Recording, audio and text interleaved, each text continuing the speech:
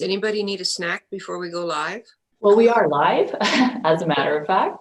Okay. So you can enjoy your snack there. Thank you, Nancy, and I'll call the meeting to order. This is actually the first committee of the whole meeting of Dysart et al. Council, and it's Tuesday, September 8th. And so I will welcome everybody back on this Labor Day, after Labor Day weekend, and I hope everyone had a good weekend, and it's hard to believe it's September already.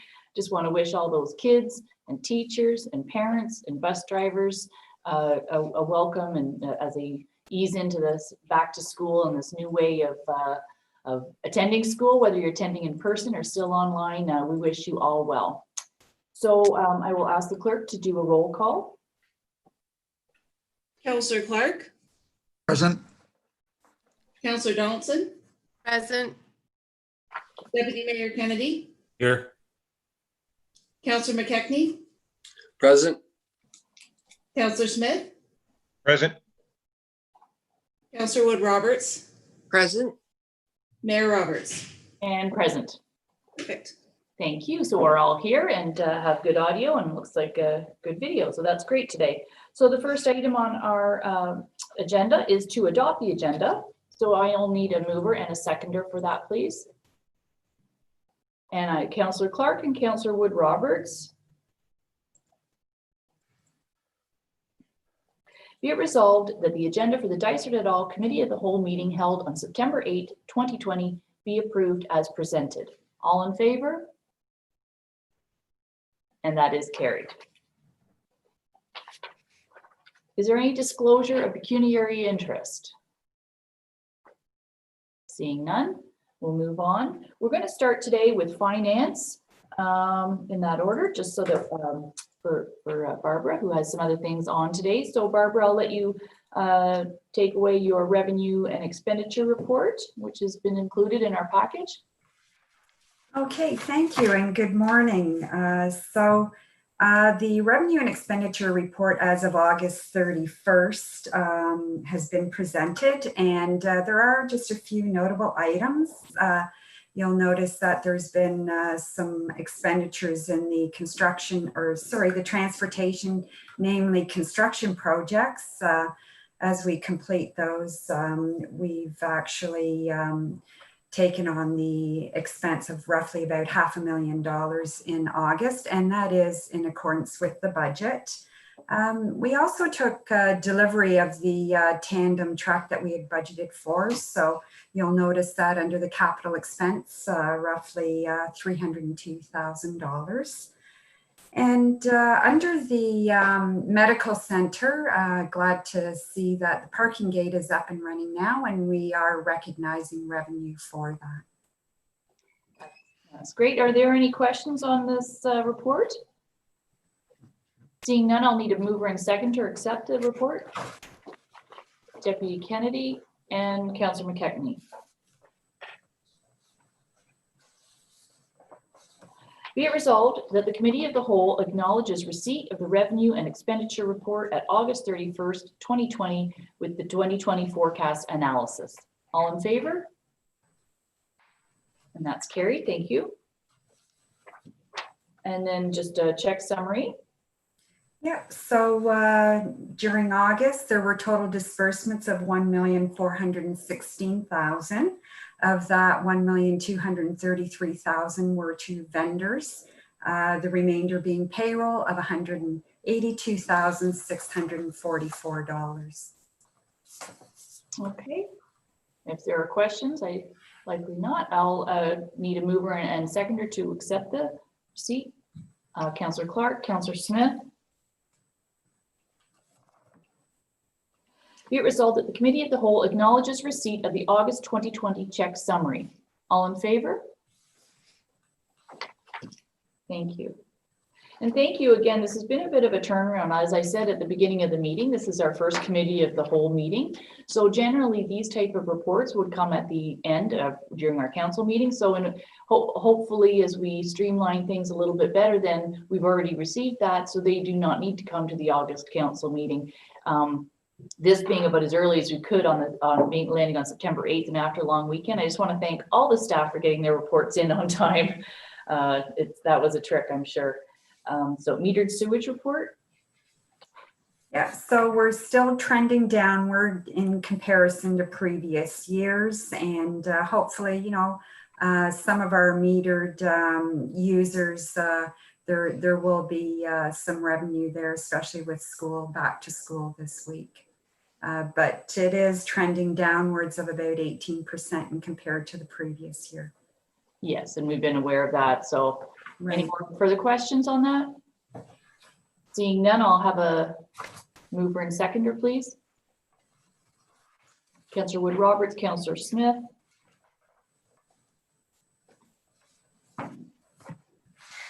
Be it resolved that the Committee of the Whole acknowledges receipt of the August 2020 metered sewage readings report. All in favor? And that's carried. And then lastly, some more tax adjustments. They seem to be quite a few lately.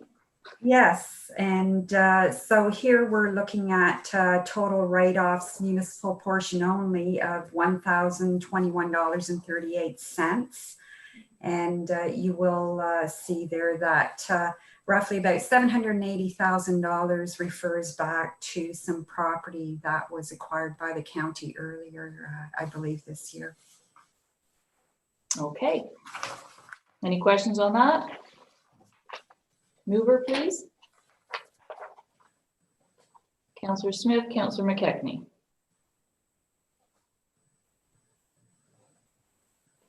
Be it resolved that the Committee of the Whole recommends the Council authorize tax adjustments for applications made under Section 357 Municipal Act 2001 as amended as follows, and the totals and amounts are there in the resolution.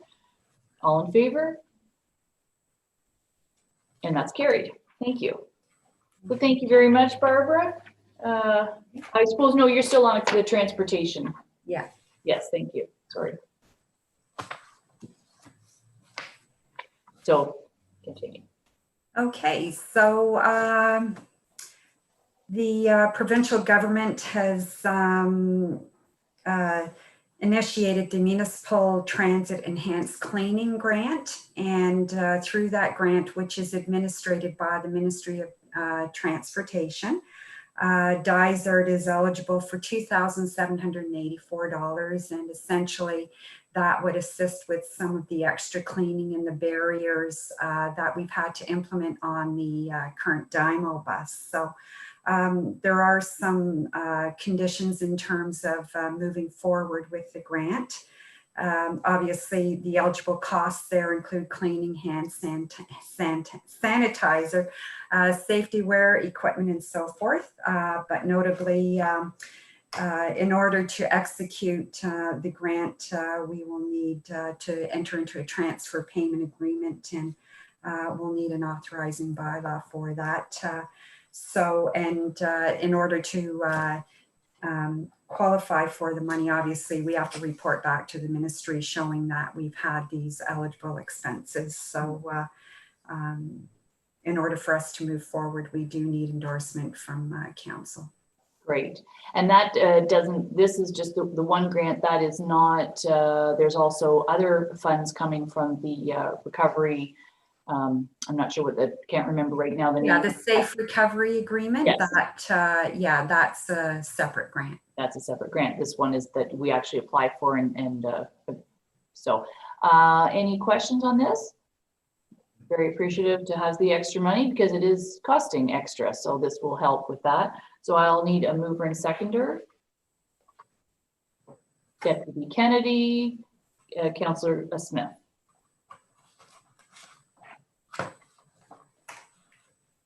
Be it resolved that the Committee of the Whole recommends that Council support municipal participation in the Municipal Transit Enhanced Cleaning Provincial Grant.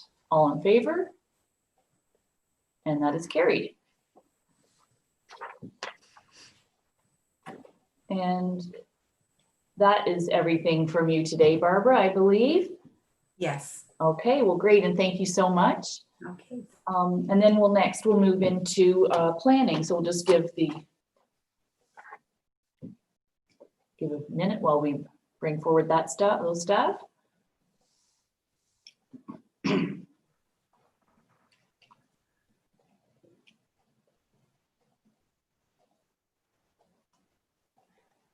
There we go.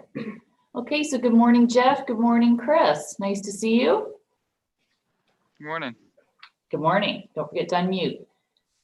Jeff, there we go. Morning. Okay, so the first item that we have here is a site plan agreement. This is the first time council's had a look at this, and it's been a long time coming. And I want to thank Chris, especially for both Chris and Jeff, but Chris, you've done an incredible job working with this developer. It's been a little extra work, I think, but we're really glad to see it come to council today so we can have a discussion on that. So I'm going to turn this over to you and explain where we're at today and what council's role and responsibility is today. Perfect. Thank you. So essentially, we're just bringing this forward for information for the committee. As mentioned in the report, that the developer had some discrepancies with the work cost estimates required for the development as reviewed by the municipal's engineer. So the developer requested that staff prepare a comparison table for the difference of the cost estimates from what they provided and from what our sort of municipal engineer provided. But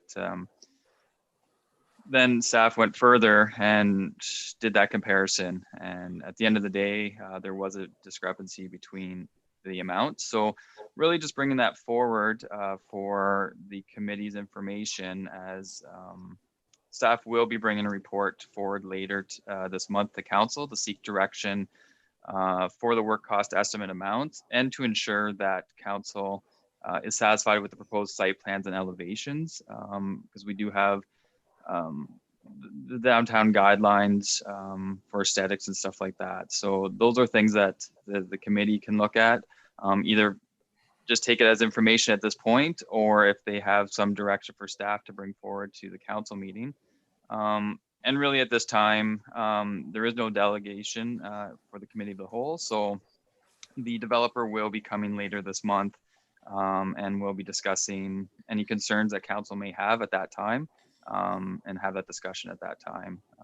The following information was included as part of my report, our staff's report. So it was the work cost estimate comparison table for information, the site plan, landscape plan, and then both building elevations. So essentially, we just wanted to bring this forward, give the information to the committee if they have any concerns and have any directions at this point.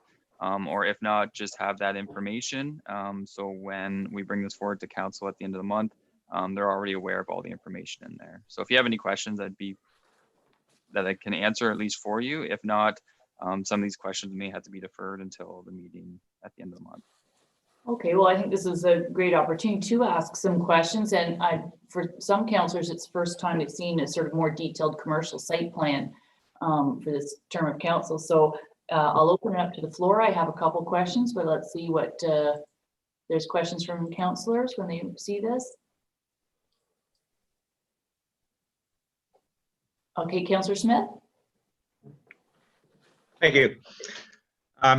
Chris, on the page 2 and page 3 of your report, there's a list of standards that you say the municipality, things that council will seek to achieve as part of of development. There's a long list of points there. You know, we had at last month's council meeting, we had a report from the county climate change coordinator, and I noticed there's nothing on that list associated with climate change considerations. Okay. Also, you know, the topic of protecting night skies in terms of lighting and so forth. Is it appropriate to consider an update to this list? I guess would be a kind of a starting point. Yeah, that could be something that maybe down the road that council may seek. This is something that comes out of the official plan. So we take, this is the information if under the section of the official plan that says that this is something that council can seek to achieve or will seek to achieve wherever possible. Through the process, though, we do look at the site plan and for cut sheets for photometric plans. So to ensure that the night sky is even though it's not in here, we do our best to ensure that the light is directed down and those type of things. So we definitely will be looking at those things to ensure that there isn't light spillage to neighboring properties and those type of things. So that's definitely something we look at to ensure that. As for your other question, yeah, there's nothing in there as of right now, but maybe that is something that could be discussed at a further date, and something that maybe we need to have as something to be added in. That's a general comment, or if there's anything within that we would have to require at that time or during the site plan approval stage. Okay. One of the things, if I just might follow up on that, some communities have started to limit place restrictions or even prohibit the construction of drive-through facilities. As you see from the diagram here, there are several vehicles lined up waiting to get through a drive-through facility, and that has impact obviously on our environment. Is that something that's been considered? You mentioned some things that you do, even though it's not on the list. Have we considered that in the past in terms of that impact? Chris, I don't mind taking that question, because Chris hasn't actually been here that long where we've had them. We actually turned down an application years ago because it was in the village. And so I think it does determine, and it was beside residential. And we, for many reasons, we didn't want idling and queuing of vehicles. So while I don't think, and Chris, now I'll let you take it over, if we have it in the official plan that in the downtown core, this is sort of outside of that. We do have compatibility with another restaurant just down the road, which also has drive-through. So, and there's no residential right in that immediate area of this proposal. So I'm not sure if that's in our official plan or something that just Dysart, we did turn down a drive-through in the village. Yeah, Jeff, go ahead. Jeff? Yeah, and I can take that one. Thank you. Our official plan was recently updated and approved in 2018. At that time, I don't recall any discussions with regards to regulating drive-through restaurants. I do recall some discussion previously by this council. So if that's something this council would like staff to consider going forward, we can look into it. I think we are planning for an official plan update to be coming later in next year. So we can do a general update at that time. And if that's something council wants to address, it can be included. Okay. Well, that's Kennedy has a question. He's been waiting. He's had his hand up. So I'll go to Councillor Kennedy. Deputy Mayor Kennedy, thank you. Yeah, just a couple of questions, Jeff and Chris, on signage and facades. At what point does council get to comment on signage as far as height, size, that type of thing, and the facades of the building being proposed? Just to keep with the aesthetics of a rural Ontario kind of a theme rather than a Rexall box store. Thanks. So essentially, I can speak to the facades, and maybe Jeff can speak a bit further to the signage. He may have a bit more knowledge on the sign bylaws and stuff. But for the facades, at this point, if there's any direction that committee may have based on the facades, that's something that we can look at bringing to the council, or at the council meeting, that can be a discussion with the developer at that time to say these are the things that we'd like to see. And have that discussion with him to see what he would like to include at that point. Jeff, I don't know if you have questions. And I really don't have too much to add other than, as Chris provided, there's that list of items within the planning report that are coming straight from the official plan. So council at any point when this is brought to their attention can provide direction with regards to aesthetics, with regards to lighting, anything within that list. Yeah, if that's, I believe, why Chris is bringing it forward today. So if there's some discussion that needs to take place with regards to the character of the building or the aesthetics of the building, that can happen right now, and direction can be provided by council at the council meeting. Okay, and that's an excellent idea. And as a matter of fact, I said this is, pardon me for forgetting how quickly we can forget things, that this council did pass a site plan agreement for the retirement home, and we requested some additional changes to keep it in with the country rural aspect. And as we see right now, and they're in construction, there's beautiful timber frame accents going up for their balconies. And I think that's an excellent point to bring up. When we see these and we're viewing it on our, even on a home computer screen, it's still not as easy to read these site plan, the actual plan itself. And so I actually didn't look where there was signage. I can remember with the previous restaurant that's down the road that I referred to with the drive-through. I remember we did alter, they changed their signage from what they normally would have done there to what they called a monument sign. So I think it's really important to tell the developer that we are interested in seeing some kind of facade improvements or signage that would reflect our rural nature.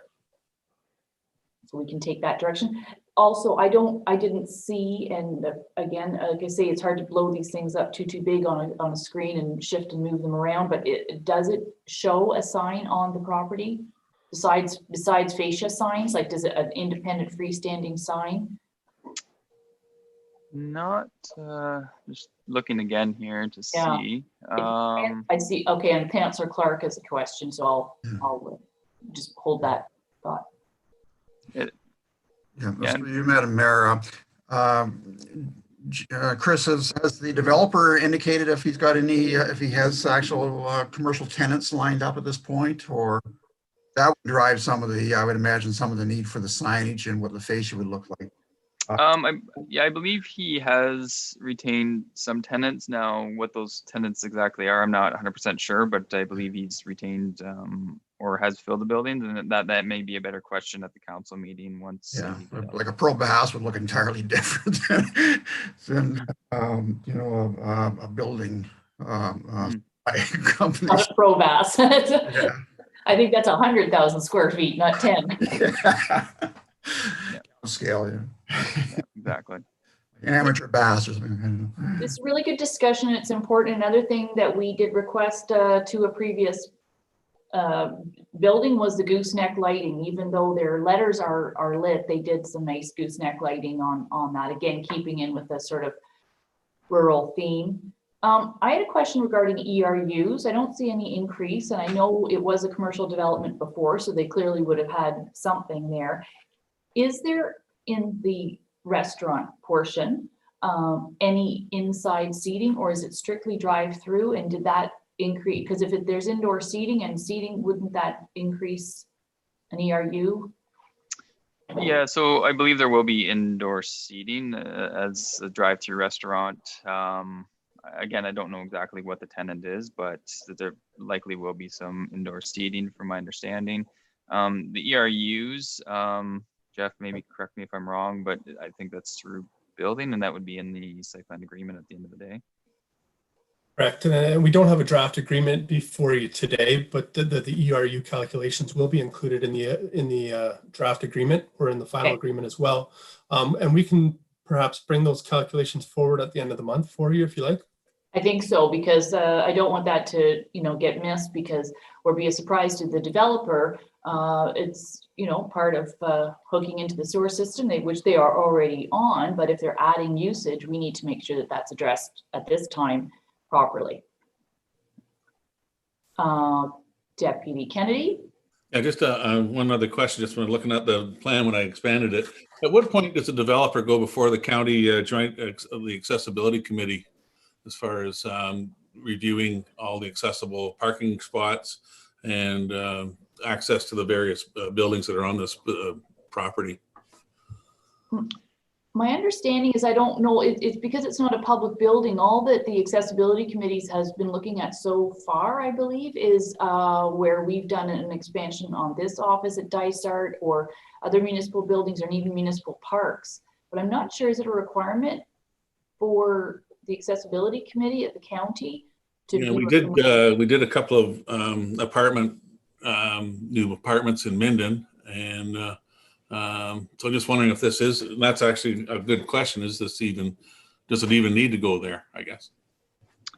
Yeah, and that's a good question. I'm not 100% sure on that. Like we would look at it from a zoning standpoint, based on the required amounts for accessibility spots. Then they'll have to design those accessibility to the Accessibility Act and things like that. So beyond that, and Jeff, maybe correct me as well, or if you have further information, but we would just look at it through the zoning aspect and to ensure that they have the appropriate space and everything else and the appropriate amount of spaces. And given the location of this development being on a county road, we have been working closely with the county during the process just to ensure that the county reviews it in the context of their approvals. So I believe they have to get into an agreement with the county as well with regards to or a site plan agreement to address stormwater management entrance and the legal entrance and everything like that. So we can follow up with Charles just to see if there was any concerns from an accessibility standpoint for the buildings. Okay, thank you. Good point. And so I just have a couple of questions that would be for, okay, Councillor Smith, I'll just finish my thought and then you'll be next. In terms of, so these are other departments which I know here at Dysart they would have looked at, but I'm just going to raise them now. Is one being the fire suppression, and I want to make sure our fire chief is comfortable with their plan for the fire. At one drawing it says dry hydrant, but I believe that's the hydrant. They have underground fire tanks. Then the other thing is for proper snow removal and snow storage on their own property, and that if they aren't able to move the snow, if we had a heavy snow load, they still need to provide the parking spaces that are shown. And so they may have to enter into snow removal as opposed to just snow storage. So I'm hoping our Director of Public Works has had a chance to look at this site plan, and the developer knows that if for instance, they can't just push snow onto 12 parking spaces and not provide those spaces. Yeah, that's correct. So when we do these site plan agreements, we do circulate to the building department, Public Works, Fire for their comments. For the most part, everybody seemed to be fairly satisfied with it. So behind the scenes, anything to deal with the fire suppression stuff, we've relayed on to the applicant. Okay. And coming forward at the end of the month too, if there are any comments that come out of that they will be included into the report. And then as for the parking spaces and clearance, we include that into the site plan agreement. So if they cannot provide adequate storage for it and they're taking up parking spaces, they will have to remove it. So that'll be part of the site plan agreement. Councillor Smith, you had a question? You were waiting. Well, I just following up to the previous comments and Jeff's response with regard to the official plan. As this project comes forward and becomes more visible in the community, there will certainly be many people who will be upset at the thought of a drive-through restaurant, and so I'd hope that when we are bringing forward, and Jeff, when you're bringing forward some thoughts in terms of the next update to the official plan, that we would ensure that there is a broad-based discussion seeking community input in terms of the continuing approach of these facilities. As I said, many other communities have already placed limits on them because of the impact in terms of greenhouse gases and so forth. Okay, thank you. Councillor McKechnie. Yeah, thank you. No, I'd like to comment on the people who would really like to see another fast food restaurant with a drive-through in our little village. I think it'd be great. And I think there's I don't think I'm the only guy who has a car that shuts down when I'm sitting at the red light. So, I mean, are we really discussing shutting down, not being open for fast food restaurants with drive-through? I mean, this is 2020, isn't it? Okay, good point. And I think it does matter where it is. As I said, council years ago turned down one because it was in the village and there was a residential directly beside it. And that was some time ago, and I don't think there were vehicles that. And I agree with that decision. Yeah, at the time. Is this the time to negotiate, or will we wait till the September council meeting and there's a delegation on the discrepancy between the I can't speak this morning, you know, the amounts that for securities, pardon me. Yeah. So staff was bringing this forward just to make council aware of, I guess, sort of the discrepancy that the developer had with the amounts. So again, this was mainly to bring forward for the information that when we do bring it forward at the end of the month, that you're aware of it, that maybe you have something in mind. You can discuss that now, and maybe everyone's able to come to some sort of thought in their mind. But I think it's probably best to have the developer as well for that discussion. Absolutely. But at the end of the day, yes, there is a discrepancy, and staff is looking to seek direction for that amount to include into the site plan agreement. So that's what we would be coming forward at the end of the month with. If the committee has direction for that, but yes, definitely at the end of the month, we need seek direction as to what the amount is going to be to include into the site plan agreement. Okay, thank you. And so I would like to hear from council if they have some comments or questions on that. One question I will ask is there ever, so we're doing that at 50%. So I don't necessarily disagree with the amounts that our peer review have come up with, but is there ever an opportunity to then say, well, let's calculate it at 40%, so that it is a bit of a negotiation. We acknowledge there's a difference, but you know, is there a way to do some negotiating like that? And is there ever an opportunity or time when we have taken 40% of the estimated costs? I think that's just what's comfortable with the committee or council. And you always need amounts, the work cost estimates, to ensure you have coverage for any incidentals, or God forbid that if the developer had to walk away, that we have those amounts covered, or if the work's not being completed. So I always like to caution that and to ensure, but I mean, at the end of the day, it really comes up to council and what they're comfortable with approving at the end of the day of the percentage and amount.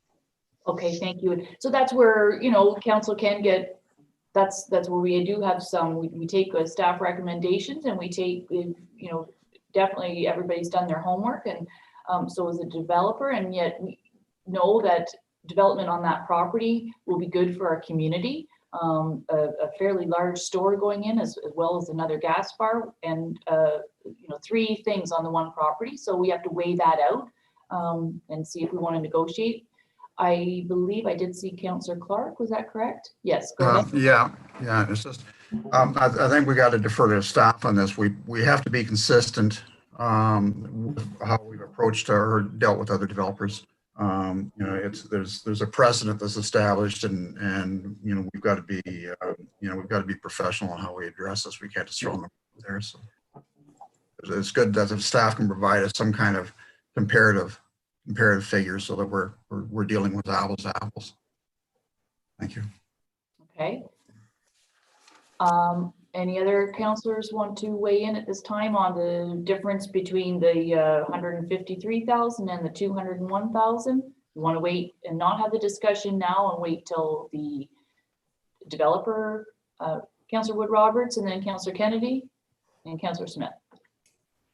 Well, I think there's probably some leeway here and there. They're going to have some points that they want to make when they make their presentation.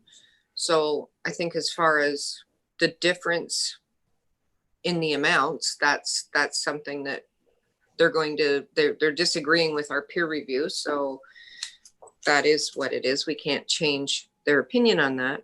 But I think to take a lot of time in talking about site plan and all those sorts of things until we get a more firm, have a meeting with them, get some more firm ideas and that sort of stuff, we're just kind of going around in a circle. Okay. So Councillor Kennedy was next, and then Councillor Smith after that. Yeah, I agree with Councillor Roberts. Let's wait for the developer, but I'm certainly open to discussion. If we look at compromise between the 200 that we're looking at and 150, that's like 175, which would be 85,000 in securities. Your 40% at 200 is 80,000. So I think we're all in the sort of the same idea that there's probably some room to negotiate here. The future taxes and ERU revenues from this property will, I think, are going to be excellent, and as well as the employment opportunities all need to be factored in. Those are really good points, and that's sort of what our job is, to look at the big picture. Councillor Smith?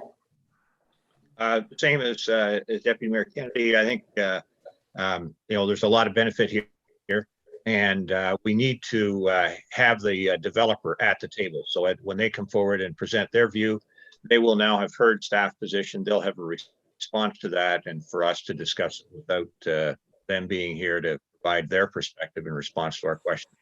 Yes, and they're probably, if they're not viewing right now as we're having this conversation, they can definitely do that, which is the benefit of these meetings not only being live streamed but also archived. So they're seeing the full discussion and will be able to address that. So I think the message is twofold. Is one from Councillor Clark: what have we done in the past? Have we negotiated different percentages? So we're not arguing with the amounts, but are there times when we've done slightly lower percentages based on our comfort and risk factor and the benefit to the community?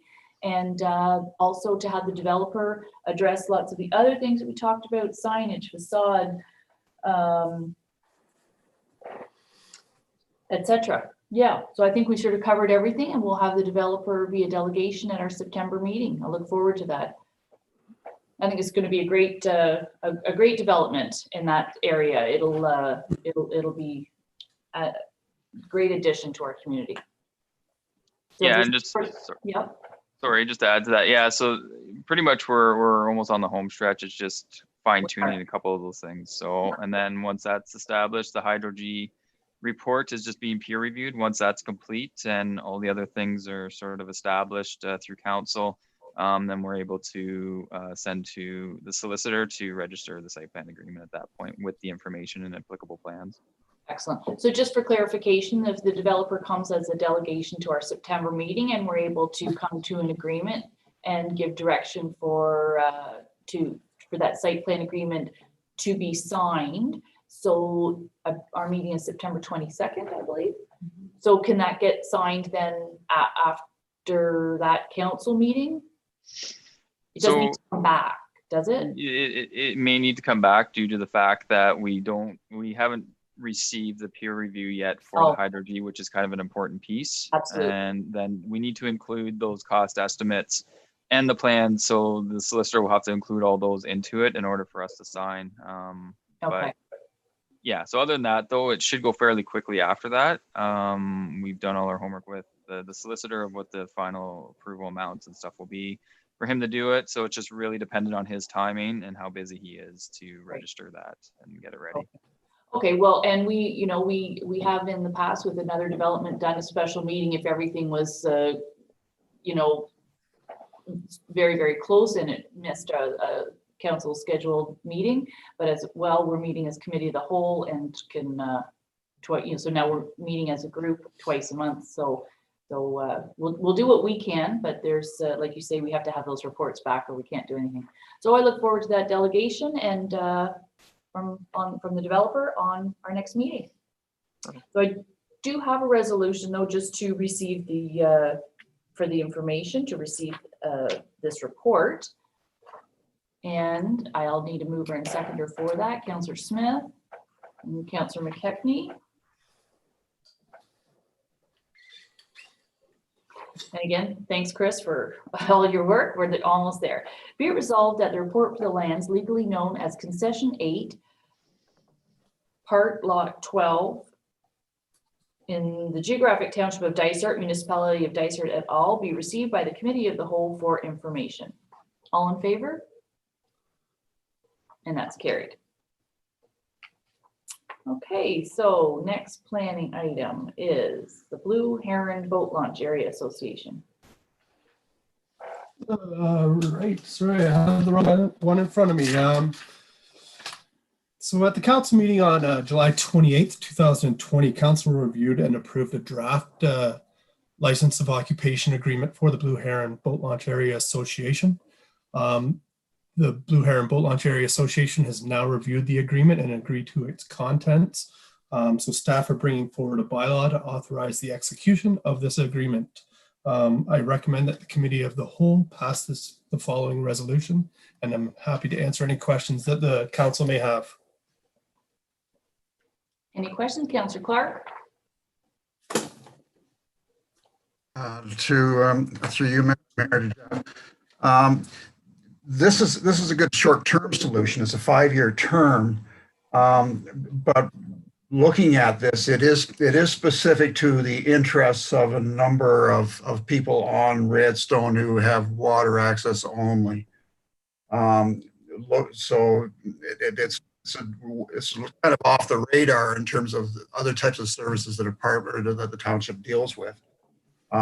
So there's a couple of factors here. One is, I think, looking at that 5-year term, at the end of that 5-year term, I think the township should be prepared to hand this property back to the owners, that they form a corporation of some type to assume the ownership and management of this particular property. And that it is specific to the interests of those water access only users. And it is also, I think, it's very specific to the value of their properties, that they're able to maintain or secure access to their properties. So I think it's very important that they have this.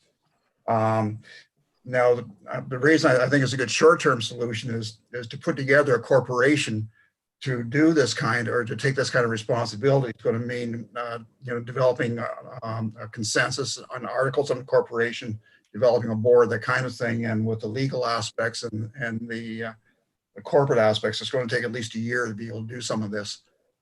So I don't know if we're able to do that or not, to at least put forward the desire or the proposal that at the end of this term, they be prepared to pick up the ownership and the ownership of this property, and we get it off the books from the township. Thank you. Any, Councillor Smith?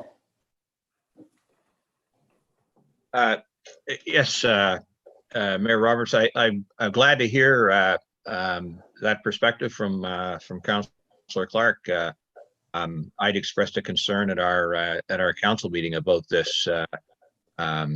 Essentially, the municipality bearing the costs of supporting a few residents who require this property.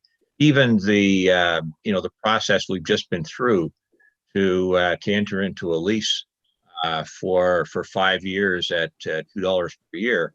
The staff time that's been spent developing this approach, the documentation and so forth. Normally planning department, we introduced a number of fees and so forth earlier this year with the view of recovering costs. And right now we're not doing that. This is being essentially paid for by all of the taxpayers. And so, an approach that gets this off the books of the taxpayers and all of the costs borne by the beneficiaries, the small number of lots that have access to this, because it's gated up. It's if any of us wanted to use this to access Redstone Lake, we wouldn't have that privilege. We can't park in the area. We can't, there's no trespassing signs. We can't even walk across the property. And yet, the taxpayers of our community are bearing costs associated with this. So there needs to be a different long-term solution. And whether it's a higher fee or whether it's actually transferring ownership to the type of corporation that Councillor Clark mentioned. Okay. There needs to be a better solution here.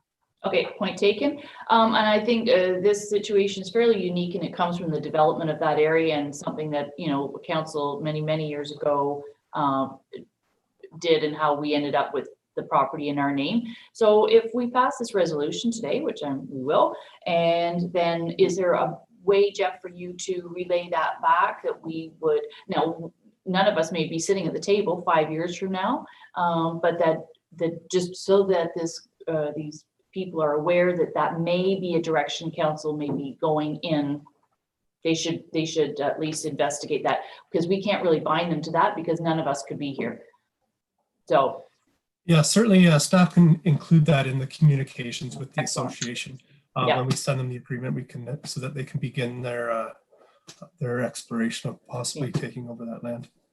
And I'm sure that if it were being developed today, that is not what council would do. They would have nothing to do with this piece of property. So, so I do need a mover and a seconder to pass this bylaw, please. Councillor Clark, seconder. Deputy Kennedy. Be it resolved that the Committee of the Whole recommends that Council pass bylaw 2020- and that'll be filled in, being a bylaw to authorize the execution of a license of occupation agreement with the Blue Heron Boat Launch Area Association for use of part of the untraveled portion of Blue Heron Road and part of Block 21, Plan 633, designated as Part 1, Plan 19R-8046 in the geographic township of Guilford. All in favor? And that's carried. And that'll be communicated the other part of our conversation. Thank you. Thank you. The next planning item is a request to purchase an original allowance for road. The applicant, Mrs. Marshall, would like to purchase a portion of the road allowance adjacent to her property. There is a trail currently located on this property that leads from the road to the water. The trail's on the road allowance, but the trail also encroaches upon the applicant's property. The applicants note that there is an increase in traffic on the trail this season by people using it for recreation purposes, and this is affecting the privacy, enjoyment of their property and causing traffic and liability issues. The applicants further request from council that if they deny the request to purchase the road allowance, that the trail encroachment be moved from the applicant's property onto municipal property. They've also provided other recommendations with regards to trail signage, trail width, restriction of motor vehicles, and a restriction of use of the trail specifically as a portage only. Staff have concerns with regards to the request to purchase the original road allowance. As per section 3.2.7 of the official plan, the subject road allowance provides access to a lake. Closing it would restrict demonstrated public access and prevent future recreation and public use of this road allowance. Staff request direction from council, both with regards to the request to purchase the road allowance, but also perhaps a discussion with regards to the encroachment of the trail on the applicant's property. Okay, so I'll open the floor up to questions. They believe they said they've had a survey. Correct, they did have a survey out there. So, and survey stakes had been pulled? They originally had a surveyor out there and they were in contact with myself. And they were advised that perhaps they could put something up to prevent people from trespassing on their property. And Councillor Smith has been in contact with the applicant and they conveyed through him that those stakes were pulled within the day, I believe. So yeah, perhaps John could elaborate on that. Yeah, I'd like, and Councillor Smith, I saw you have your hand, so you please go ahead. Yeah, I was out to the site as Jeff indicated.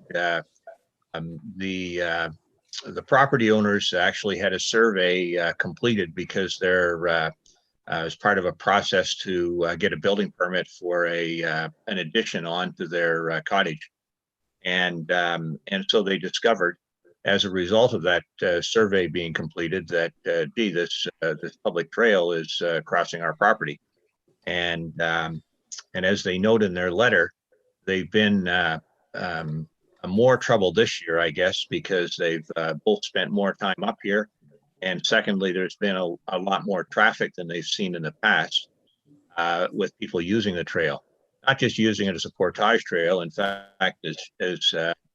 Marshall notes in her letter, very few kayakers or canoeists that actually go the trail. This has become more of a public beach. It happens that this road allowance is in an area of Redstone that has a sandy beach. And there's quite a stretch of properties with sand along there. And so people have find it attractive in that regard, and use the trail for motor vehicles, literally drive their cars down the trail, park there, set up for the day like it's a public beach, bring chairs and picnic baskets, and even are on the property owner's beach. So there's concerns on their part. Clearly, they'd like to buy the road allowance. And they note that there is a public boat launch nearby. So it doesn't actually restrict or limit access. But if council's not prepared to sell the road allowance to them, they'd like the trail moved off their property onto the publicly owned property. And I think we also need to have some conversation and potentially put some rules in place around the use of this public property. They said it's not a public beach. There's no washrooms there. If people come and set up, camp for the day, ATVs use this trail to get out and then zip up and down the shoreline, infringing on the privacy and the sense of ownership that people have of their waterfront. And so if we're not going to sell them the road allowance, I think we need to move the trail. You can see from the photographs there, the trail is, frankly, almost as good as some of our roads and stretches. And, they put up signs, but people aren't going to leave the trail and go into the bush. I mean, unless we redirect the trail and clear a space on our road allowance and then leave a bit of some of those branches on the private property, nothing's going to change here. And I think we have an obligation to take some responsibility if we're not going to shut the thing down. Okay, good. All good points. And I see Councillor Donaldson, you'd like to weigh in on this? Unmute.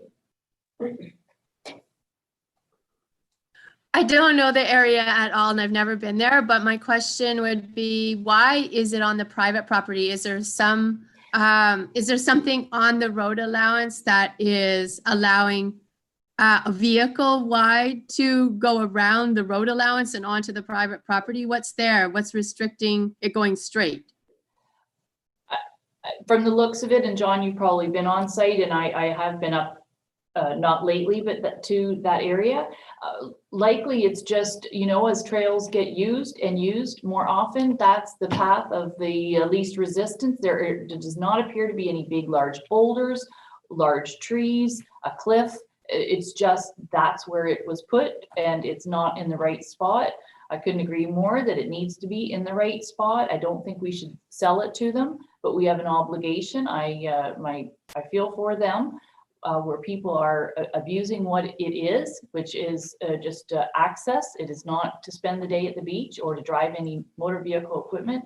So I think that we should definitely get it where it's supposed to be on the right, that will mean cutting down some trees and literally moving the path onto the road allowance where it should be, putting out proper signage and doing what we can to assist them to ensure that this is for access only. So, Jeff, I think you need to weigh in, and then Councillor Smith again. Jeff.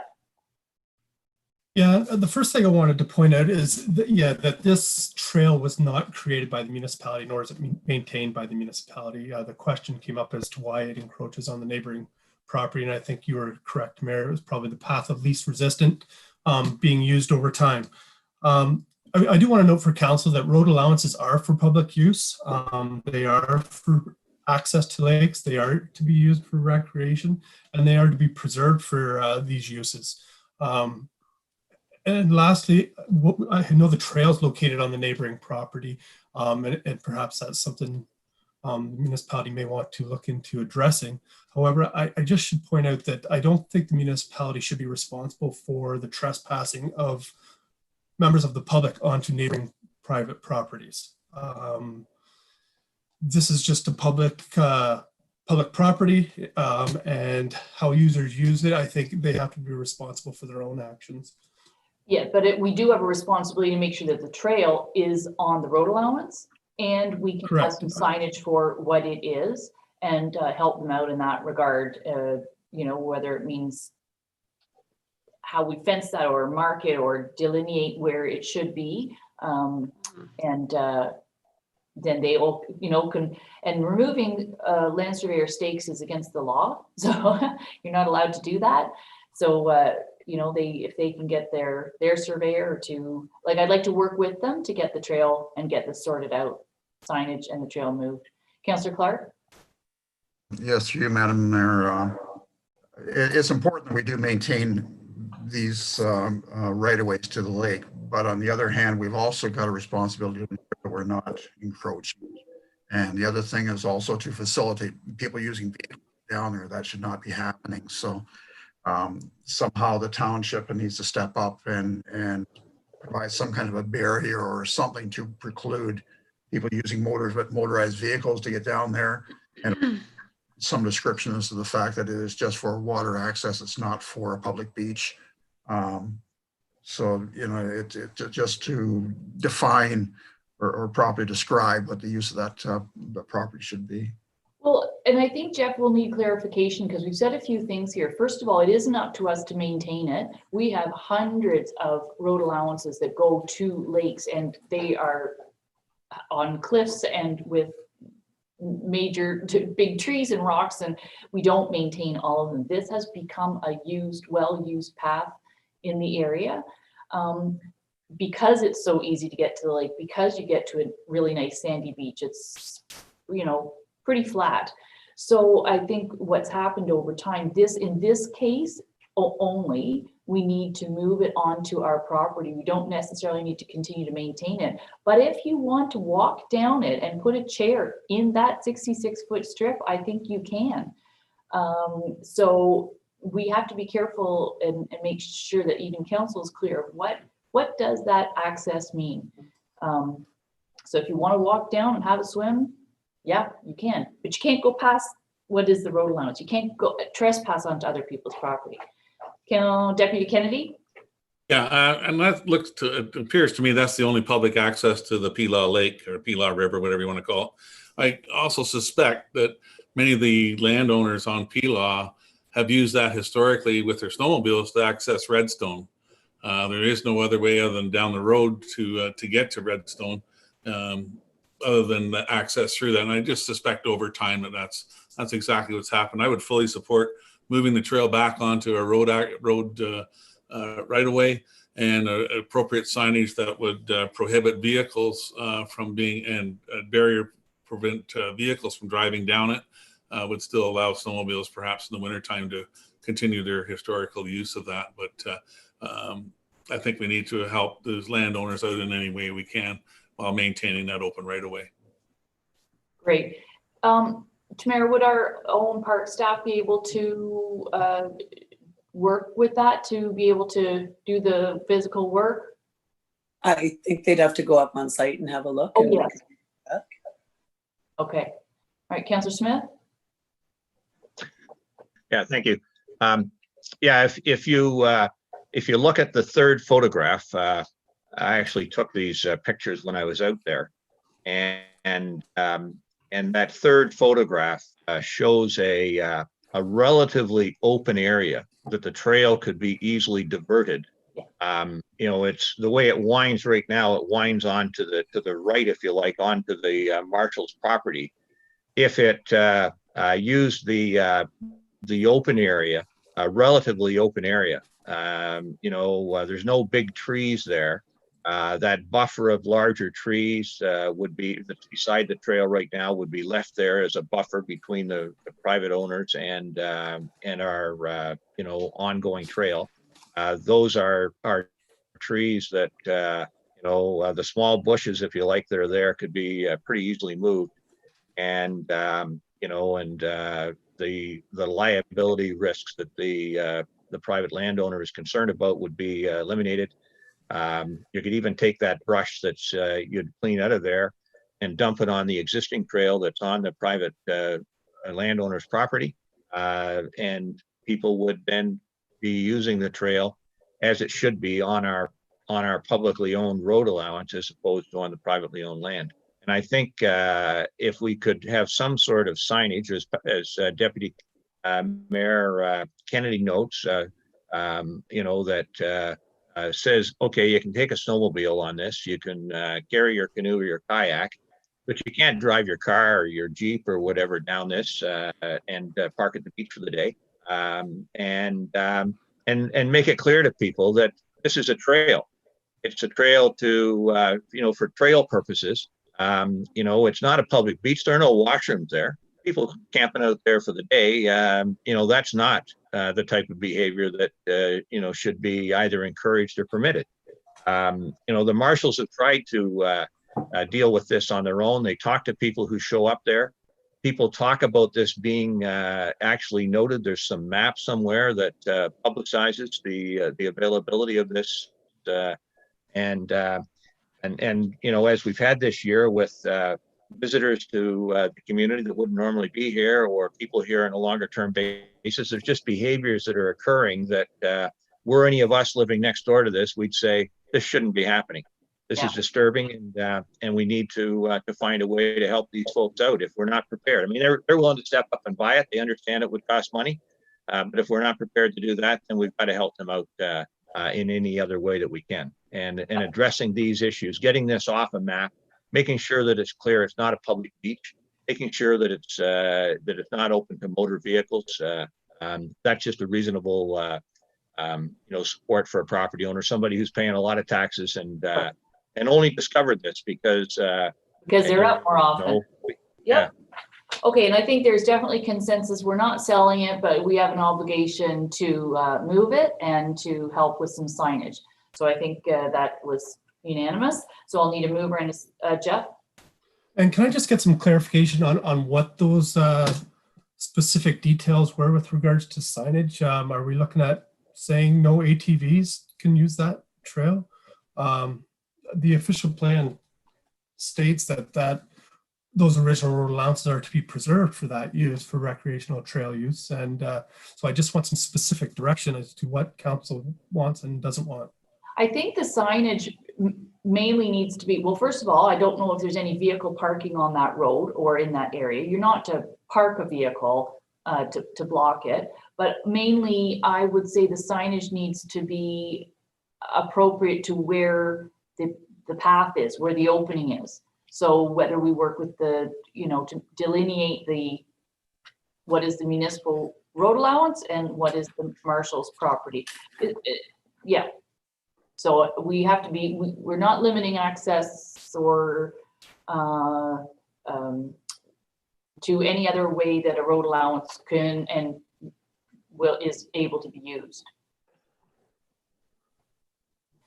Okay, so I do have Perfect. Thank you. A resolution. Councillor Smith, one last point. Well, just on that, in terms of the usage, I understand Deputy Mayor Kennedy's point about the snowmobiles. Yes, during the winter, snowmobiles would want to get out onto Redstone Lake and or from Redstone onto Pelot. During the summer, this trail is I'm going to say 120, 150 yards long. Why there would be an ATV going out on that trail? They're going to be coming off of Redkin.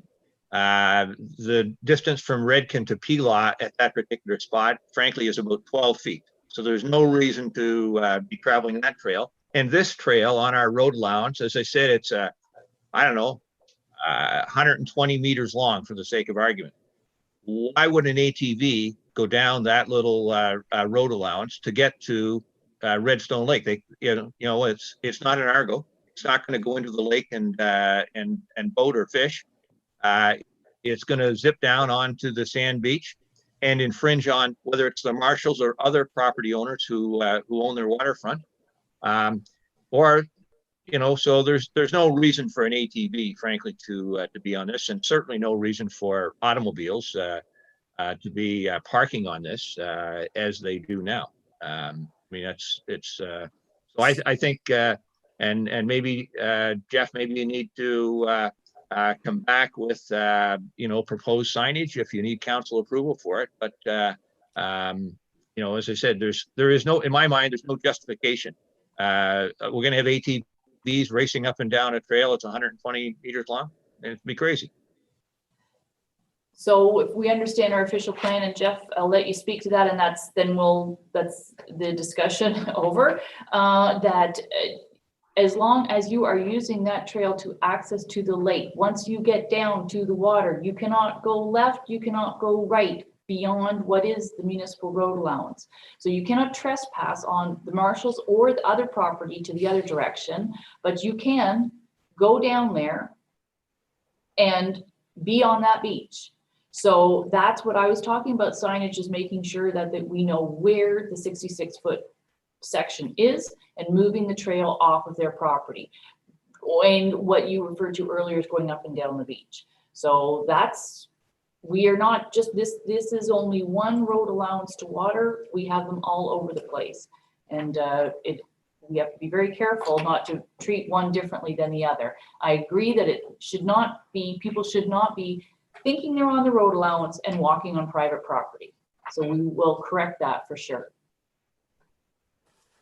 Okay, Jeff, did you want to add anything to that comment? And then we'll ask for the resolution. And I'm just trying to put my thinking cap on it. I definitely agree there should not be automobiles on there and they should not be blocking access. With regards to ATV usage, I agree. Nobody should be ripping up and down it just for going for joyrides. However, people do use ATVs to maybe tow a boat or maybe tow beach supplies for the day. There are ways responsible people can use ATVs that are to take stuff down to the lake. So I just want to be careful that we're not restricting and punishing those people by the actions of a few that are racing up and down the trail. Okay, Councillor Donaldson, and then Just a quick question, note about the ATVs as well, is that some people have mobility issues and they use their ATVs to get around and they can't walk a distance. So that's why they have the ATV. It's a mobility thing, which I also see on the trails. Just a note. Yeah. Okay, so there is a resolution to receive the staff report for a request to purchase a portion of the road allowance, and the staff report says to deny, so that we would not be selling them the road allowance, but we will through communication deal with it. So I'll need a mover and a seconder for that. Councillor Donaldson, Councillor Clark.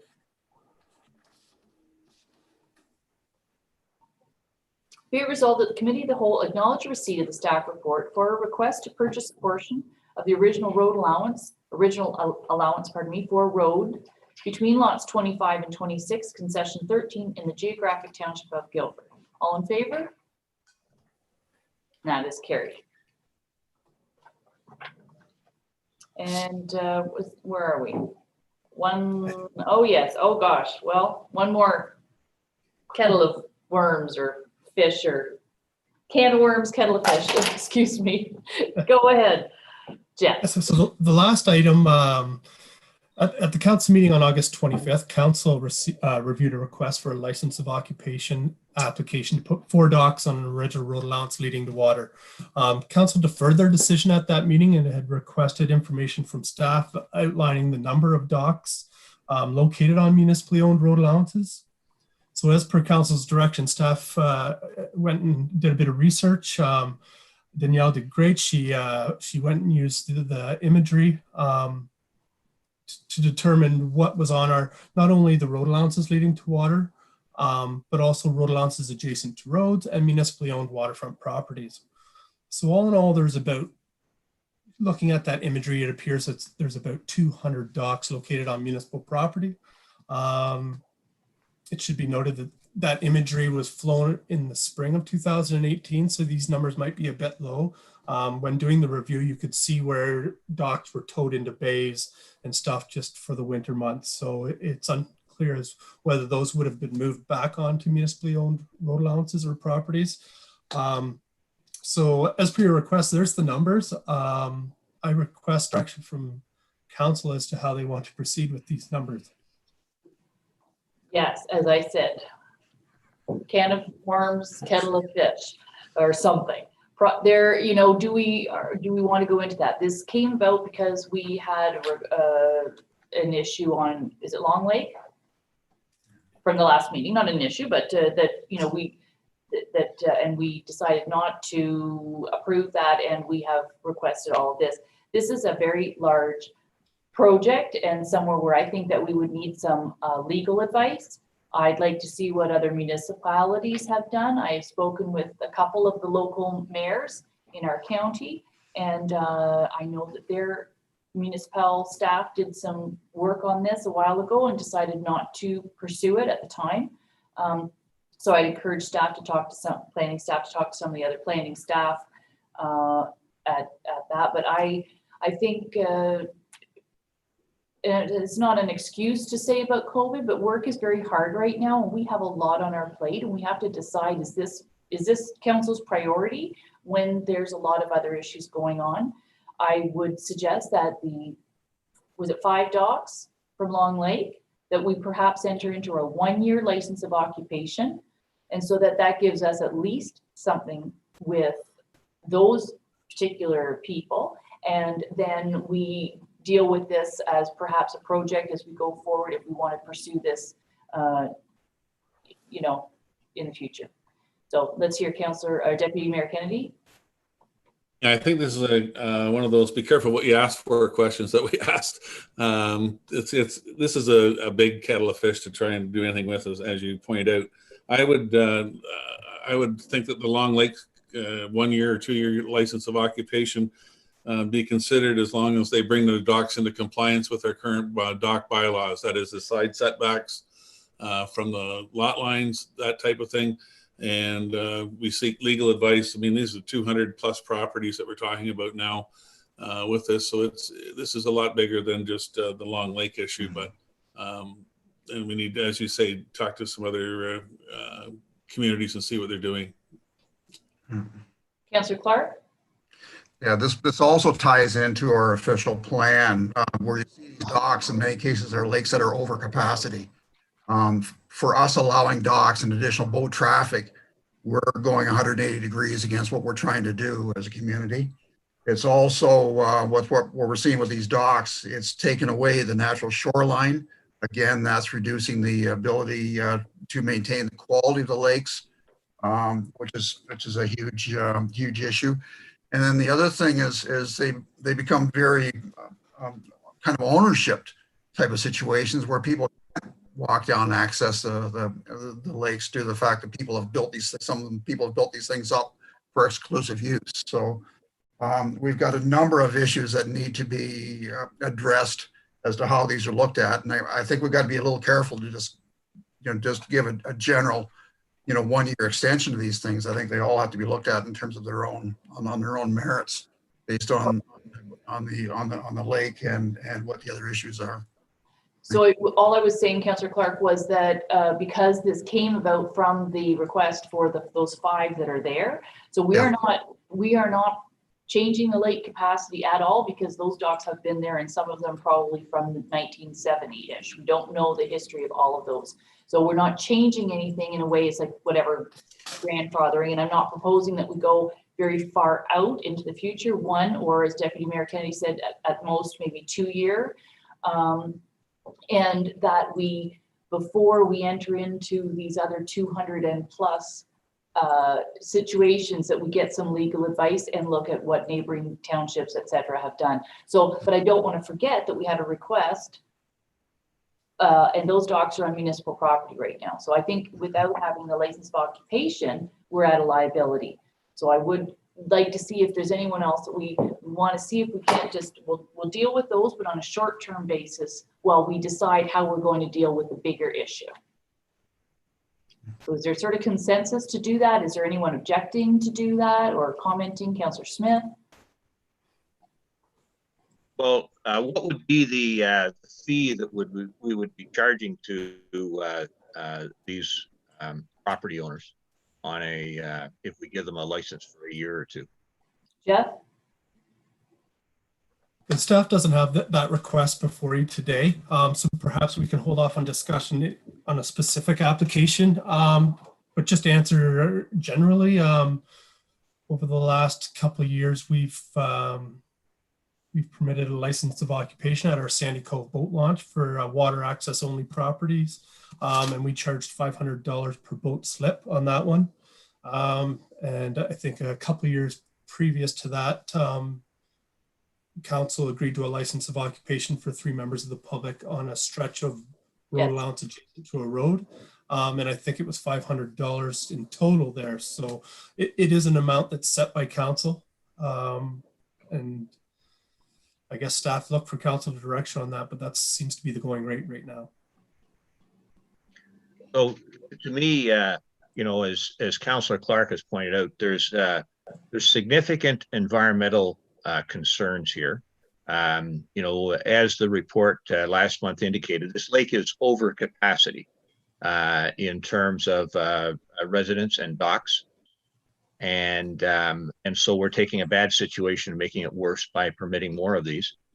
But it's also a matter of fairness to all taxpayers.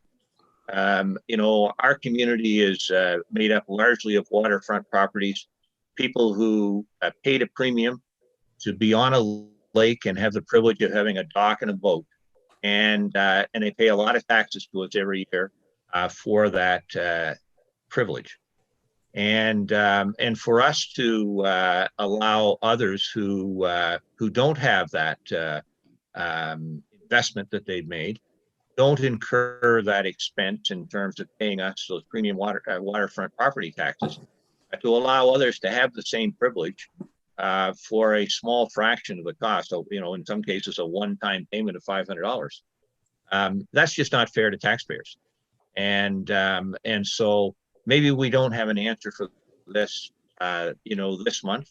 The good news is that people will be taking the docks out in a month or two. But I think we need to make whatever resolution we come up with for Long Lake, you know, a maximum of a year long, so that we are feeling a tremendous obligation to come up with a solution that's fair to both our environment and to our property owners, the taxpayers that foot the bills here on an ongoing basis. Because what's happening right now isn't fair, and that's the wrong answer. And whether we may be busy, but we can't be too busy. We can't be so busy that we say we can't be good to everybody here. And we need to remember first the folks that pay the bills. So, and I just comment to your point about taxes and waterfront taxes.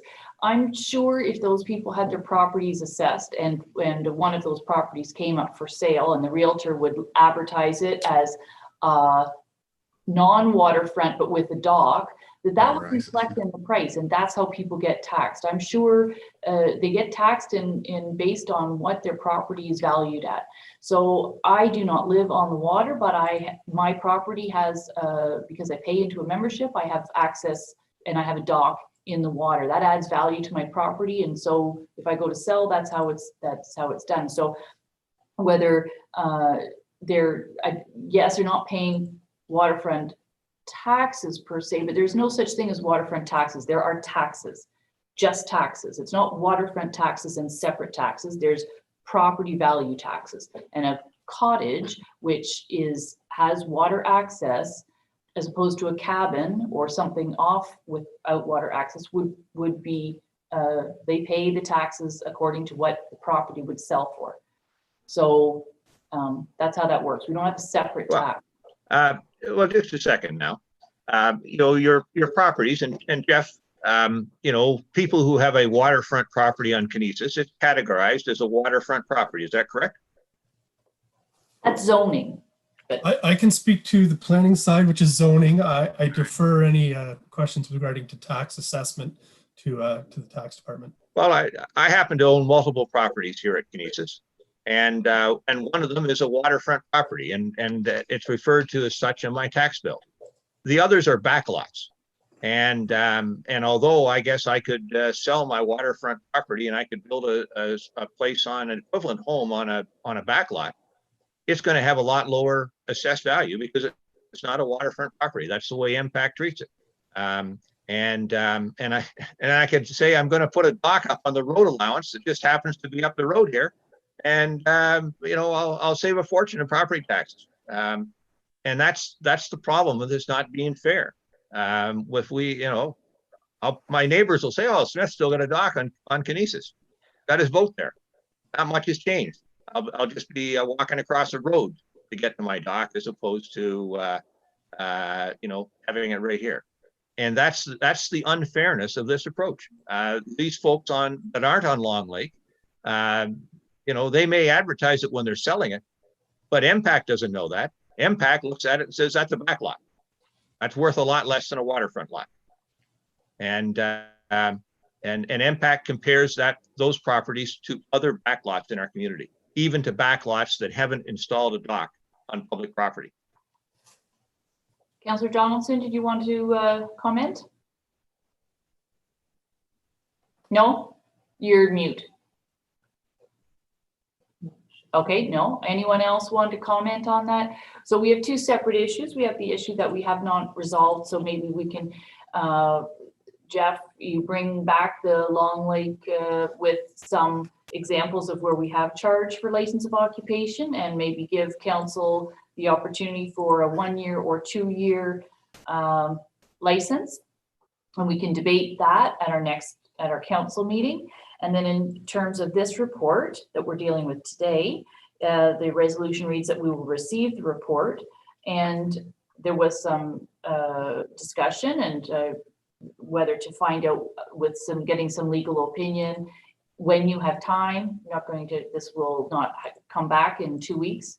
So do not expect that in 2 weeks, but over time, and to see what other neighboring municipalities do. This is a common issue across not just our local municipalities here in Haliburton County, but Muskokas and Bancroft and Kawarthas, etc. So let's see what other areas do, and we will deal with the bigger issue, which will take a little longer, and we'll bring the other resolution back to council on the 22nd. Okay, so I do need a mover and a seconder just to receive this report, and thank you, Danielle, for that, and Nancy Wood Roberts and Councillor Clark.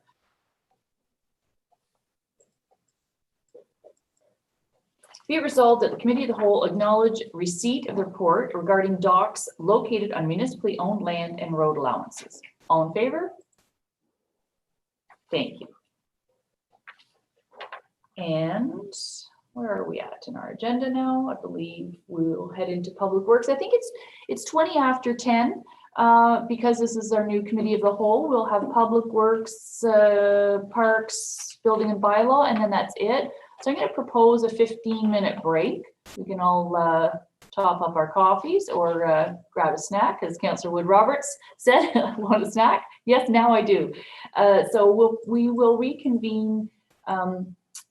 Actually, let's say at 10:40. It's 10:22 right now. That gives time for the administrators to click and click. So be back at your computers at 10:40.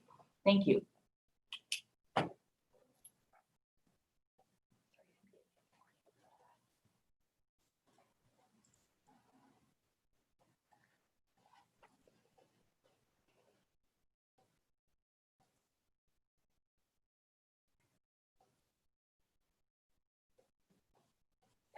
Oh, good time. Excuse me. I know I'm still there.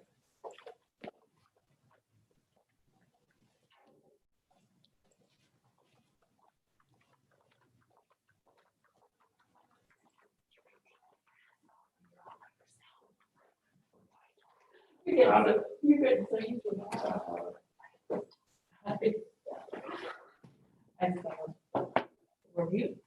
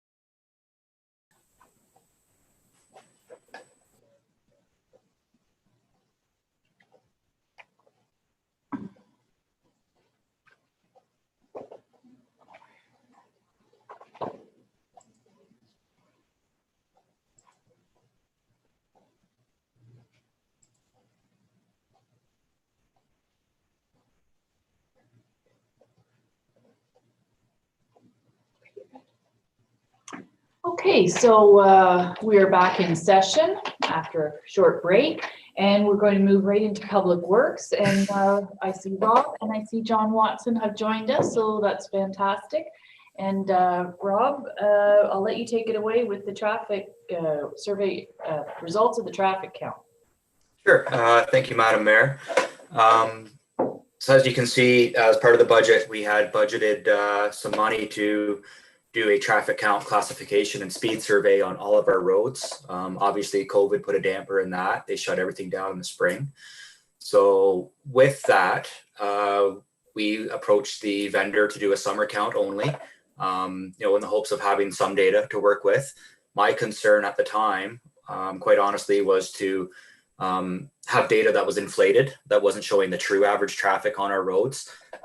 What I can tell you is, having seen the results, I think my concerns were unfounded. There's no real big jump on there that I anticipated. I thought the numbers would be a little bit higher. What we got back seems pretty reasonable, in my opinion. So I guess the next step would be to finish off all of our roads. There's about 86 sections within Ward 1, which was skipped, and that would cost at $100 a site, $8,600 plus HST. What that would do is that would assess all of our roads for traffic volume and average operating speed. And that's something we can use moving forward for the road resurfacing program, which we've committed to. That was the whole point of the survey initially. And also assessing speed zones. It's become a very hot topic in 2020. It's reared its head in years past, but this year seems to take the cake as far as concerns from ratepayers. So you can see with the survey, we do have an 85th percentile speed shown there. And just for clarification, the 85th percentile speed is the speed that 85 out of 100 cars are traveling at or below. So they're still 15% traveling faster than that speed shown. But realistically, it's not our responsibility to make sure everybody follows the speed limit. Those are the operators of the vehicles. Our responsibility is to provide safe highways with appropriate speed limits. So I think, if nothing else, it didn't confuse the situation more. It gave us more data to look at. Ultimately, council is going to have to decide what they're satisfied with as far as operating speeds. So for instance, if there's operating speeds at, the average or the 85th is 60 kilometers an hour in a 50 kilometer hour zone, is council okay with that? Or is that something we want to rectify? We're not going to solve that today. Ultimately, we don't have a policy on speed zones or speed limits. And we've had a couple of requests for community safety zones this year as well. So the issue is getting bigger and bigger. I think we're getting better data to look at. It's not enough to solve it here and now, but I think moving forward, we are in a much better position. If we do everything within town or Ward 1, that would cover the entire network. That'll give us a township-wide snapshot of what the traffic is doing. And I know there was conversations when we did the summer count of coming back and doing the other 3 season count in 2021. And looking at the numbers I see now, I don't know if there's a real advantage to surveying the traffic the other 3 months of the year.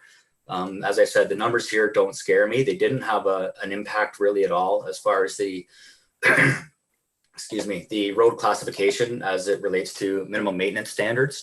So if anything, if we do a spring and a fall count everywhere else and a winter count, the numbers are only going to be lower. So I think if we deal with the numbers we have now, make our decisions based on that, then we're in pretty good shape. I know I'm rambling on a little bit and I apologize for that. So I guess what I'm looking for as part of this report is permission to carry on with Ward 1. We'll accept everything else as information if council so decides. But ultimately, we do need a policy on community safety zones, speed limits, all that type of thing. And council has to be comfortable with certainly the operating speeds and what they can live with. Well, it's okay to ramble on. This is actually a report that I think we've all been waiting to have, and we know that it's going to tie into the software program.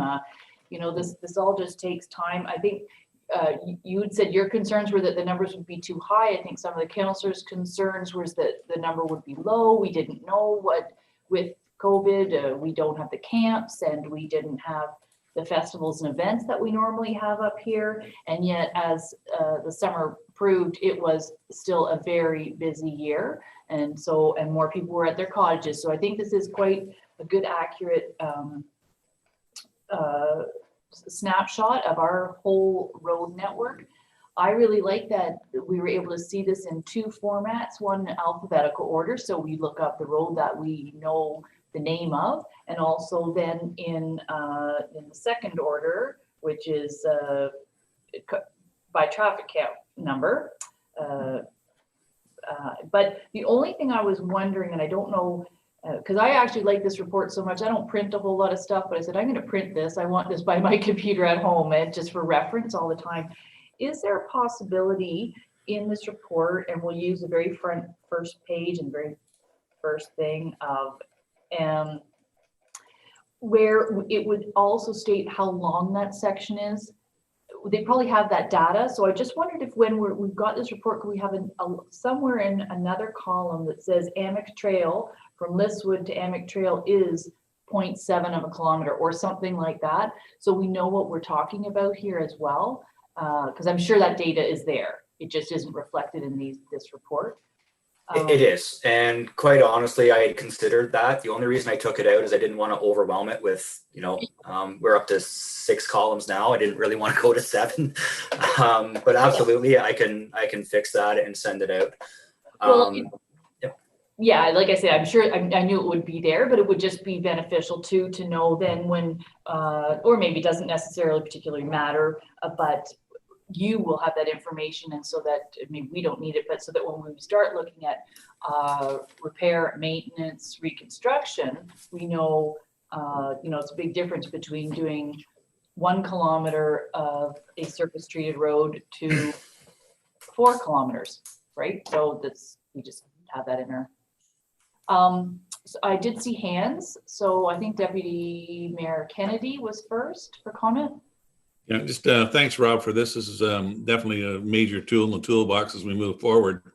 I know it's more clutter, but is there any way of adding a column that actually has a speed limit in there? So we have it in excess of the posted or not.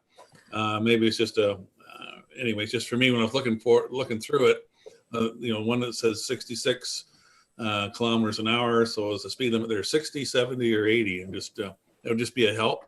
Other than that, and the other thing I guess for budget is it's going to be a determining factor, I suspect, on returning gravel roads back to a surface treatment. When you look through it, we've got roads that have 50 vehicles a day with surface treatment on them, and vehicles with 160 with their gravel. So it begs the bigger question, and I look forward to those discussions coming forward at budget time. Yeah, absolutely. And it's something I've been working on in the background, is to find that happy medium. But to look at it now, you're absolutely right. I'm looking at there's one road here that has an ADT of 4 that's surface treated. Our landfill at Kinesis Lake has 300 to 400, and it's gravel. So from a maintenance standpoint, it's something to really have to look at. I've always said in the past, gravel roads have their place. We do need them in the network. So I don't think they all have to be gravel, but they all don't have to be surface treated either. So you have to find that balance. Councillor Smith, question, comment? Thanks very much. Rob, as you noted, a great report, lots of information in here.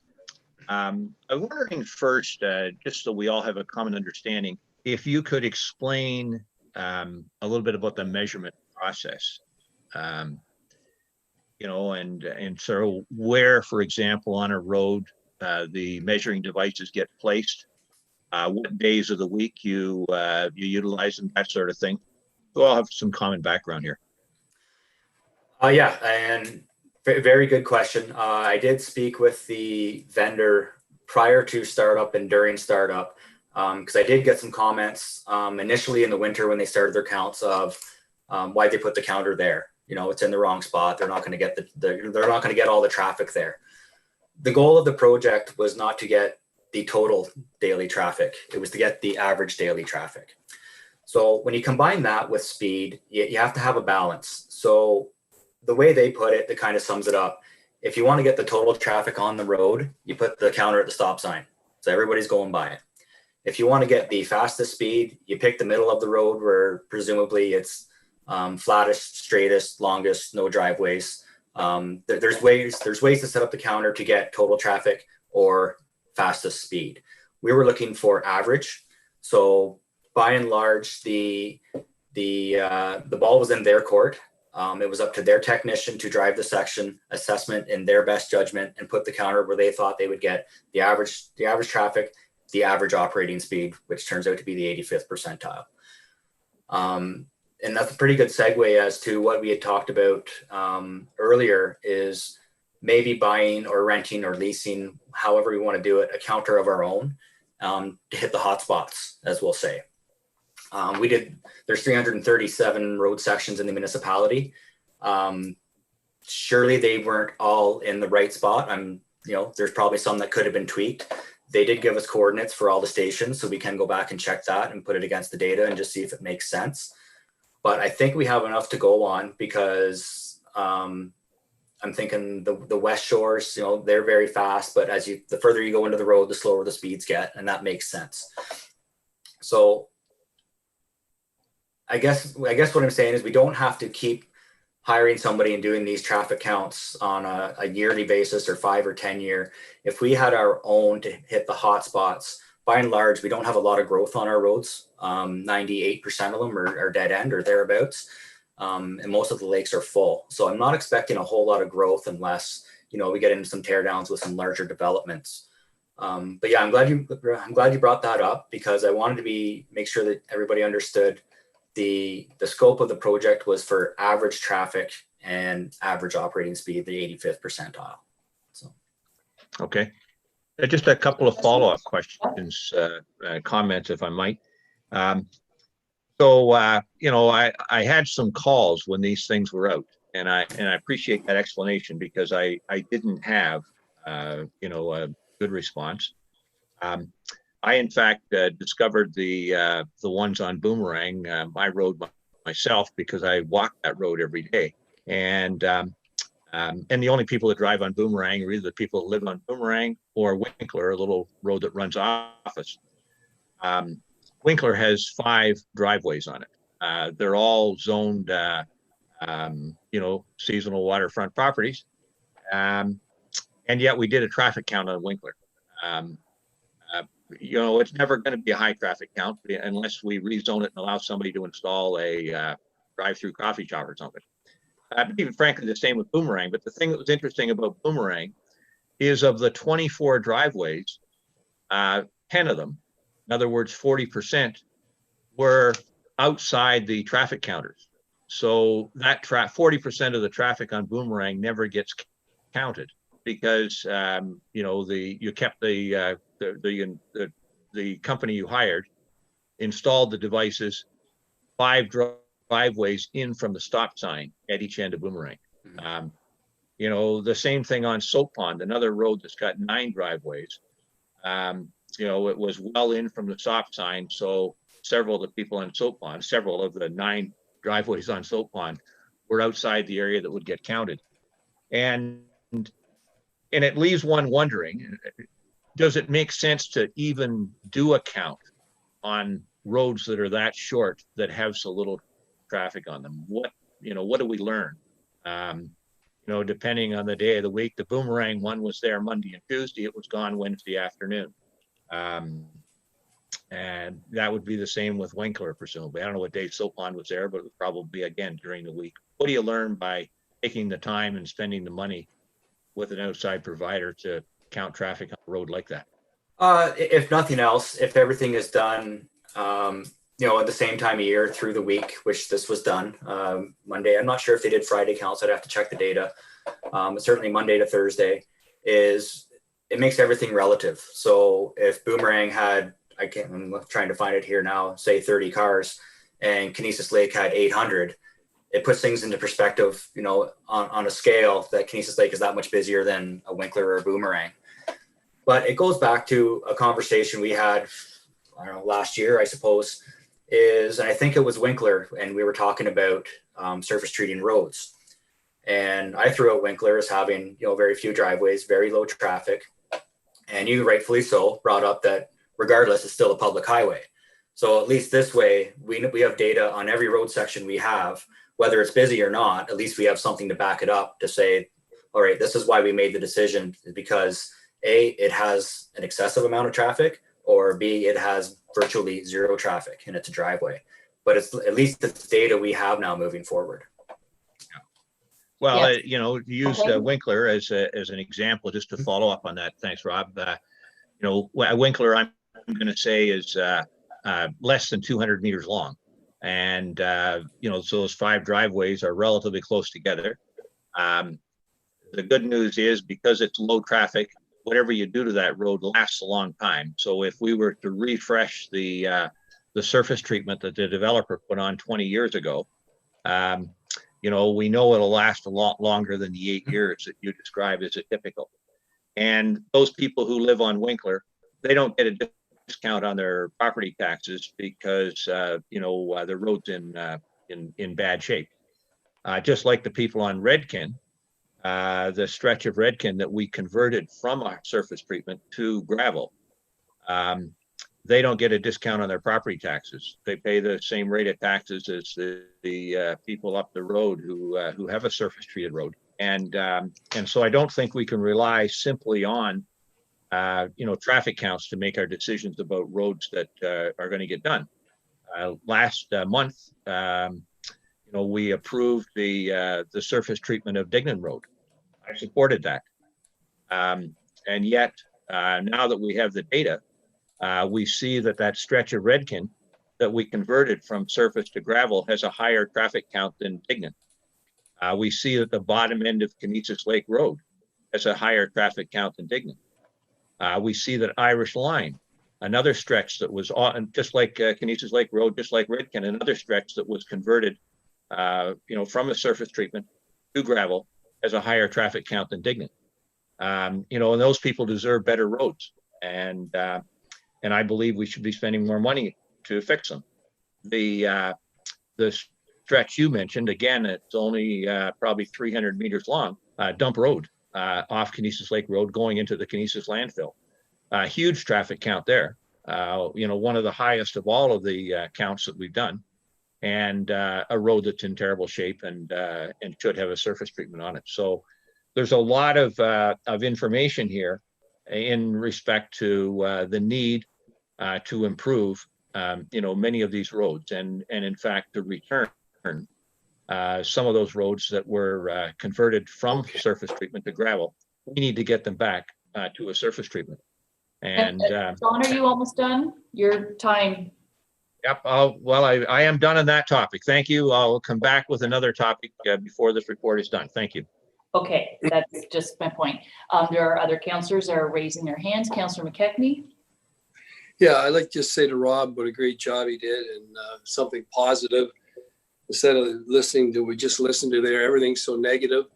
I'd like to say that, do I get a discount on my taxes because I'm on an unassumed road and I don't want to pay for what's going on up at Winkler or Boomerang so, I mean, to me, we're just beating up something here that's been going on for so long, and we don't set the what the taxes are. I mean, I'm just tired of hearing all this negativity. Yeah, So- we don't set what the assessed value of a person's property is.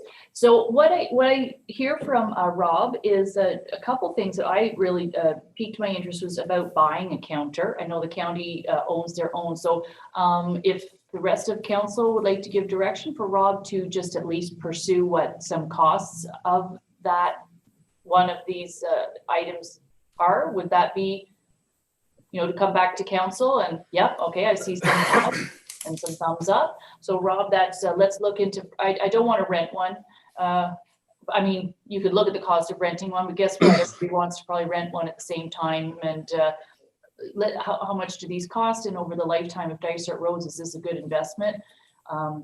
I think it might be, could even be modernization, if you think about it that way, that we're not going out and spending $40,000 every few years getting this. But in turn, this is a great, we have never had anything as detailed as this ever. And the other thing, back to both Deputy Mayor Kennedy's comment about the what this posted speed limit is, and then back to my comment about what each measurement of road is. For instance, when it has Fred Jones Road, there's 5 sections. If we could just sort of see, and you don't even necessarily have, you can send it out. It doesn't have to be back on another agenda, but if councillors want to have that for their own information, they can park that away in a file. It's really helpful when we're talking to our constituents and really understanding, because it doesn't matter how long you've lived here, if you were born and raised, or and you know, even in my role, and I've lived here a long time and I've been on council a long time, I have not been on every road in Dysart, and so I've been on a lot. So this is really, really good information. And I just want to make a comment on why a couple of those roads were turned back to gravel, even though we see their traffic counts are up there. Those were roads that were beyond repair. So why we see some other roads in this report who are still at surface treatment roads and yet way lower traffic than Redkin or Irish Line, I believe, were the 2 that were mentioned. There's also Bitter Lake. Those, at the time the decision was made, report brought to council, because those roads had gone beyond any repair whatsoever and would have needed, and you know, that was a decision of the day. That doesn't mean we're turning the ship around, but we're turning it around with information, and hopefully when we get into the budget process, we're turning it around with sustainable dollars over time.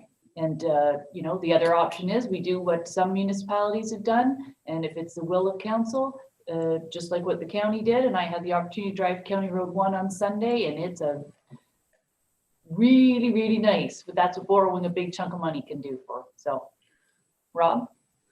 Yeah, and I just wanted to clarify and remind council or the committee that earlier this winter that I sought direction on how to use the software that we had purchased to bring forward a plan. And we committed to a network priority of 65, which is good or better, but we also decided to base it solely on average daily traffic counts.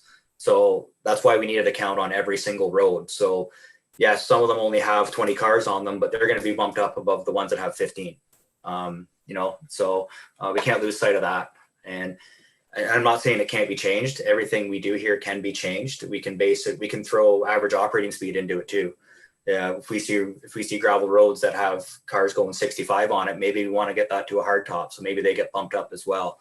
But I think for 2021, traffic count is a good place to start. Yeah.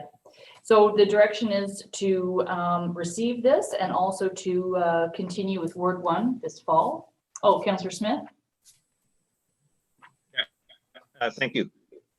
Just a different perspective beyond the road conditions. Rob had mentioned the great information here about speeding, and I wanted to highlight a few roads that have been reported as an issue. Green Lake Road, for example, a road that is posted at 40, and there were 2 measurements taken on Green Lake Road. One had 48 as the 85th percentile, and the other 51 as the 85th percentile on a road that posted 40. And a road, frankly, that's got pretty high traffic counts on it because it's become an alternative to 118. Because many GPS systems seem to direct people to use that side road as opposed to taking the highway, and we're seeing it both reflected in traffic counts and speeding. And I'd urge us to find a way of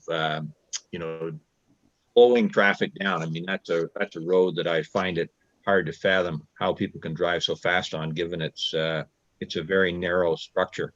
There's a lot of pedestrians and cyclists along there, because basically virtually all of the homes are seasonal cottages. Another one that was a concern. Rob, you weren't at the last council meeting, but I had asked you about Canisius Lake Road in terms of the, as you're coming out, where you approach Watts Road. And there's been a lot of concern expressed about the risks there in terms of turning left onto Watts Road. So most people coming out, obviously most traffic would be coming out Canisius Lake Road, stay on Canisius Lake Road all the way out. But because of the fact that people are visiting friends or may have used the public boat launch and then want to return to Watts Road, they're turning left there. And because of the structure of the curve in the road, it's a very dangerous intersection to turn left. And in fact, I went out myself and tried to do so, and you're basically turning left blind. You don't have a line of sight to people that are coming north when you're turning left. And when I see that the speed of traffic approaching that intersection, again on your 85th percentile, it's 58 kilometers an hour. I don't know if you've had a chance to go out and check that intersection yet yourself for that left-hand turn, but I'd ask that you do that soon if you haven't. It is a real concern to folks in that area from a safety perspective, and as I said, my own experience with it.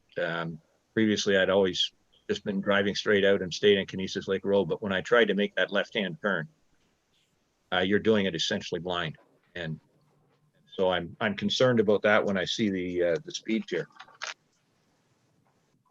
Okay, Rob, want to speak to that, and then we'll. Yeah, absolutely. Yeah, I am familiar with the intersection. I think the biggest problem in my mind is the intersection is about the size of a football field. So I think people see the big opening and they drive right towards it. You know, people steer where they look, and if they see the intersection from a long ways away and it's nice and wide, that's where they're going. My concern is the stop signs. It's been mentioned to our department to throw up stop signs up there to make it a three-way stop. My concern with that is stop signs are not meant or intended to be used as speed control devices. So presumably the people that are speeding on that road, we're really hanging our hat on, they're going to pay attention to a stop sign. I don't think it's in the best interest of the traveling public to go that route. I would recommend surveying the intersection and look at possible realignment. You could certainly narrow that intersection in, make them slow down, make them look where they're going. As it stands now, it's kind of for people heading south on Canisius Lake Road, it's kind of like a point and shoot type of situation where they know the intersection's there. They forget there's another road coming in or what have you. But there is advisory warning signage up there with a 30K posted in both directions. There's a stop condition on Watts Road. Ultimately, it's the drivers of the vehicles to be in care and control of their vehicle. I will certainly talk to Mike Isles to see if he's aware of any collisions at the intersection. I'm not aware of any. Maybe there's been some. I really don't know. But I would like to survey the intersection and just see what we can do if there's any improvement available. Because ultimately, a redesign of the intersection would be the safest solution. Okay, thank you, Rob, for that. And it's interesting, John, your comments on Green Lake Road there. As soon as it had a lovely surface treatment, I bet the speed goes up. And I know that happened on Sir Sam's Road years ago when they did a beautiful, nice. They took out a little bit of the hill. They dropped the hill down coming into it, and then it's hot mix asphalt. And the first thing we had was people calling to complain that people were speeding on Sir Sam's Road because the road was so nice. So, you know, we have to, I'm saying it tongue in cheek, we don't want our roads to be too good. But anyway, people do have to drive with care and control. They have to drive to the speed limit that's posted. And if there's speeding issues, I encourage residents to contact OPP and ask for extra enforcement. That is the tool. It is not our tool. So we do want to there's a resolution to approve the fall traffic count for Ward 1. Councillor Smith? Sorry, just a couple of follow-up questions. So Rob, when might I expect a report on the intersection of Canisius Lake Road and Watts Road? Rob, you're muted still. Not sure. Okay. I could have something by probably late fall. Okay, Okay, thank fair you. enough. Okay, And just sorry, now and Madam Mayor, I have the wrong, but we used to have an infrastructure committee where we had a chance to, and I was a member of that committee, we had a chance to ask lots of questions about infrastructure related things. And we don't have that committee anymore, this committee of the whole. You know, I was hoping was its purpose would allow us to get into a little deeper discussion on some of these topics. Is that not? yes, Kind of and we will. I think it's just going to, as it rolls out. So then through the clerk, maybe we can work on, this was our very first one, and it was happening after some people had tried to have a little bit of holidays. It happens very quickly after a council meeting.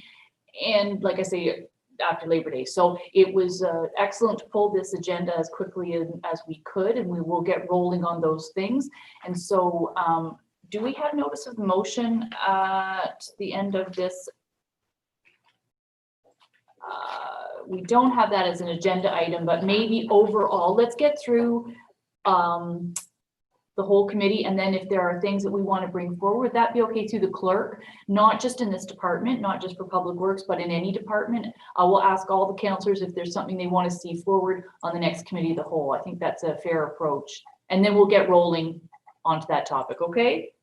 Great. And just one other question of Rob here while we're on the topic of roads. Rob, I had asked by email you and Jeff about some work on Trafalgar Road. I hadn't heard anything back on that, both with regard to the rock and also with the driveway that needs a culvert. Okay, I don't recall the driveway with the culvert, but we can look into that. I do recall the rock conversation we had. And in all honesty, it did fall off my radar till last week, and it circled back around to me. So I am going to get a price on rock removal this fall, and I'll let you know. Thank you. Okay. Okay, so I need a motion to receive and to recommend that we approve a fall traffic count, Ward 1. Councillor Clark, Councillor Wood Roberts.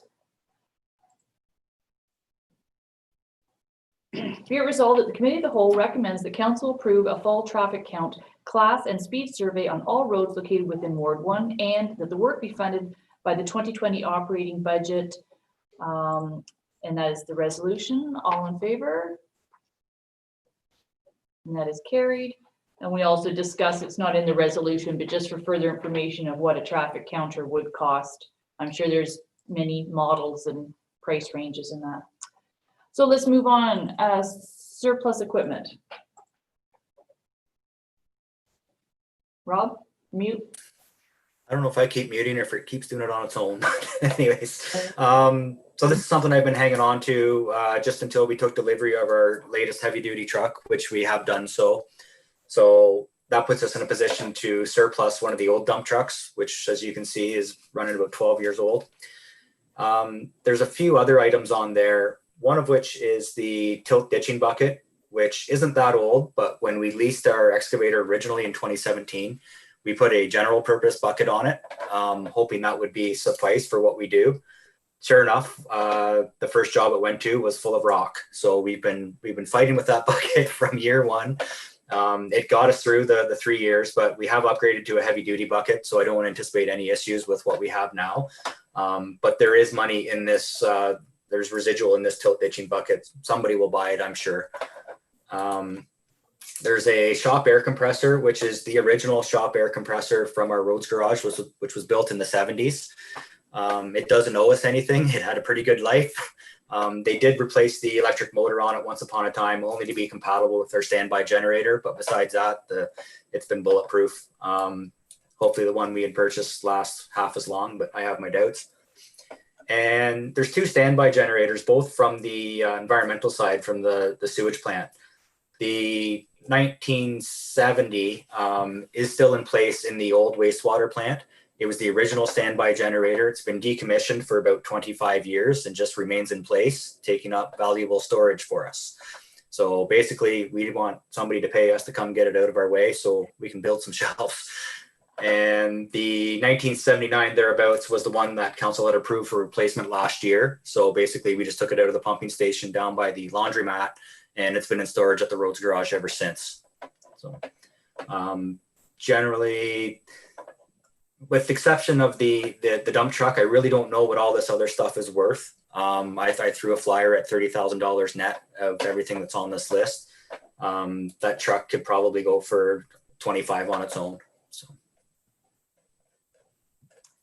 Okay, well, who knows what parts or what metal those generators are made of? I don't know if, like you say, and there, I bet that gray one is weighs a ton, literally. Yeah. So that'll be a challenge. Anyway, I think this is great. Time to get rid of some old junk in the garage, as they say. Need a mover and seconder. Councillor Smith, Councillor Wood Roberts.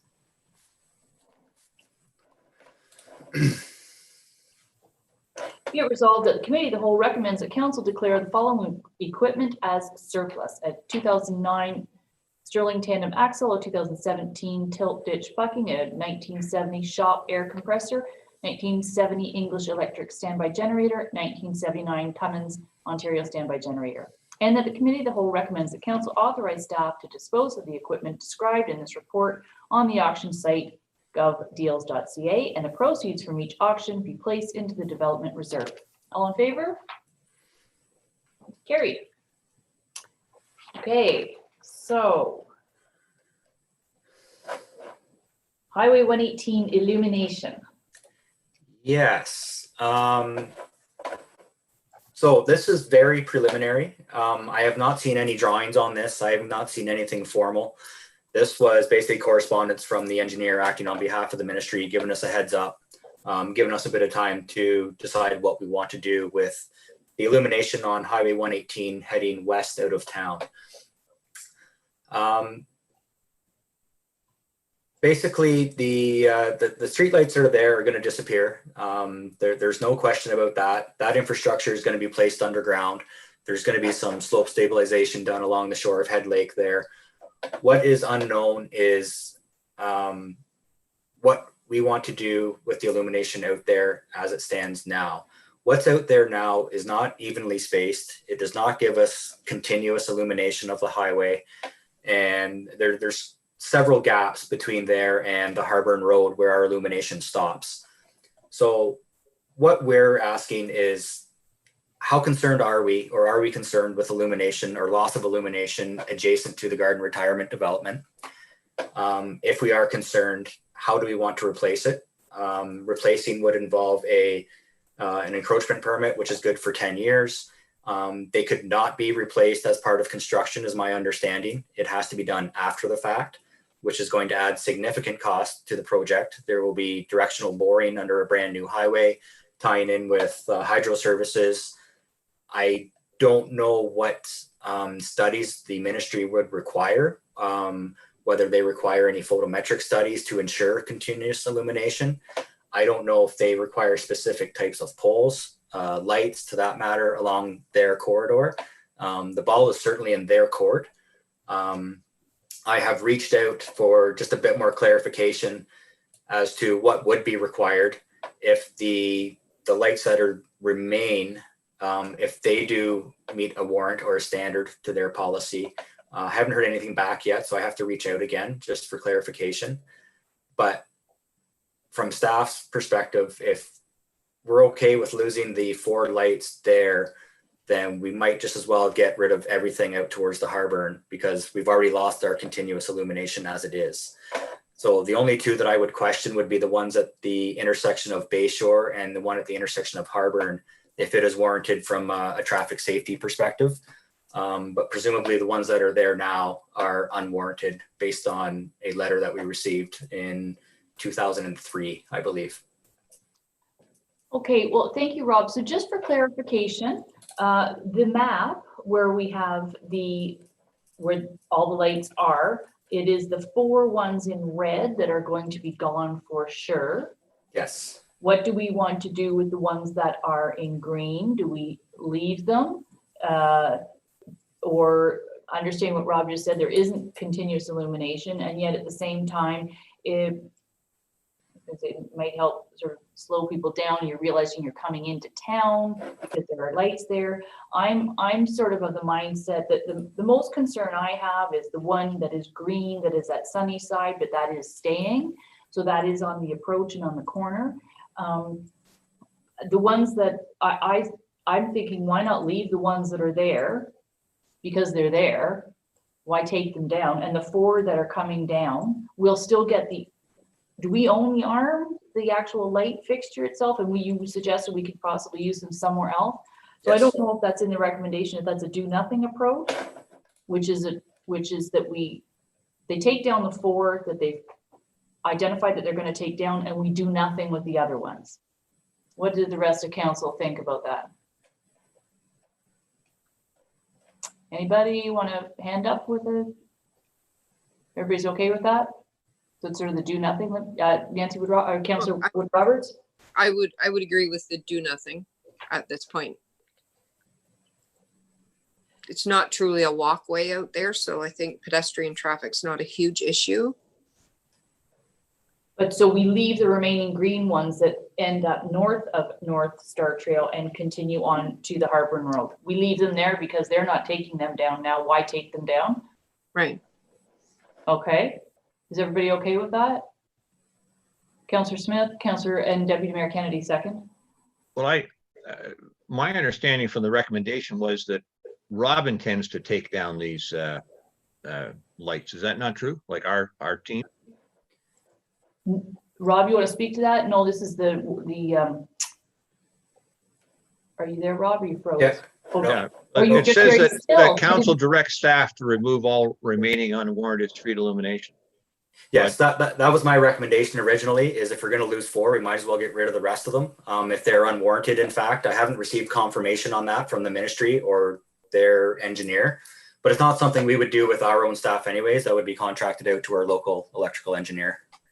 Yeah, but we would be responsible for doing it. We're not leaving it to the MTO crew to do it. We're taking responsibility for these ourselves. At least that's your recommendation. Sorry, I'm just reading back through the. No, so the ones that are going to be gone for sure, the ministry contractor will take those down as part of the work. We will take ownership of them once they're down, but everything else that they haven't referred to, we're on the hook for.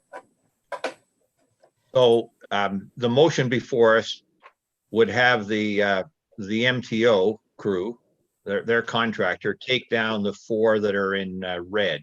Yes. And you're proposing to take down the ones that are in green. That was your recommendation. Yes, out towards the Harburn Road. Yes. Including the one at Sunnyside, because it's also in green. No, because that's technically not on the provincial highway. That's under municipal jurisdiction right on the corner. We changed jurisdiction halfway through that corner. All right, so you would keep the Sunnyside one. Yes. The province will take down the 4 red ones. Yeah. And then there's a few green ones out towards Harburn Road that you're planning to take down based on your recommendation.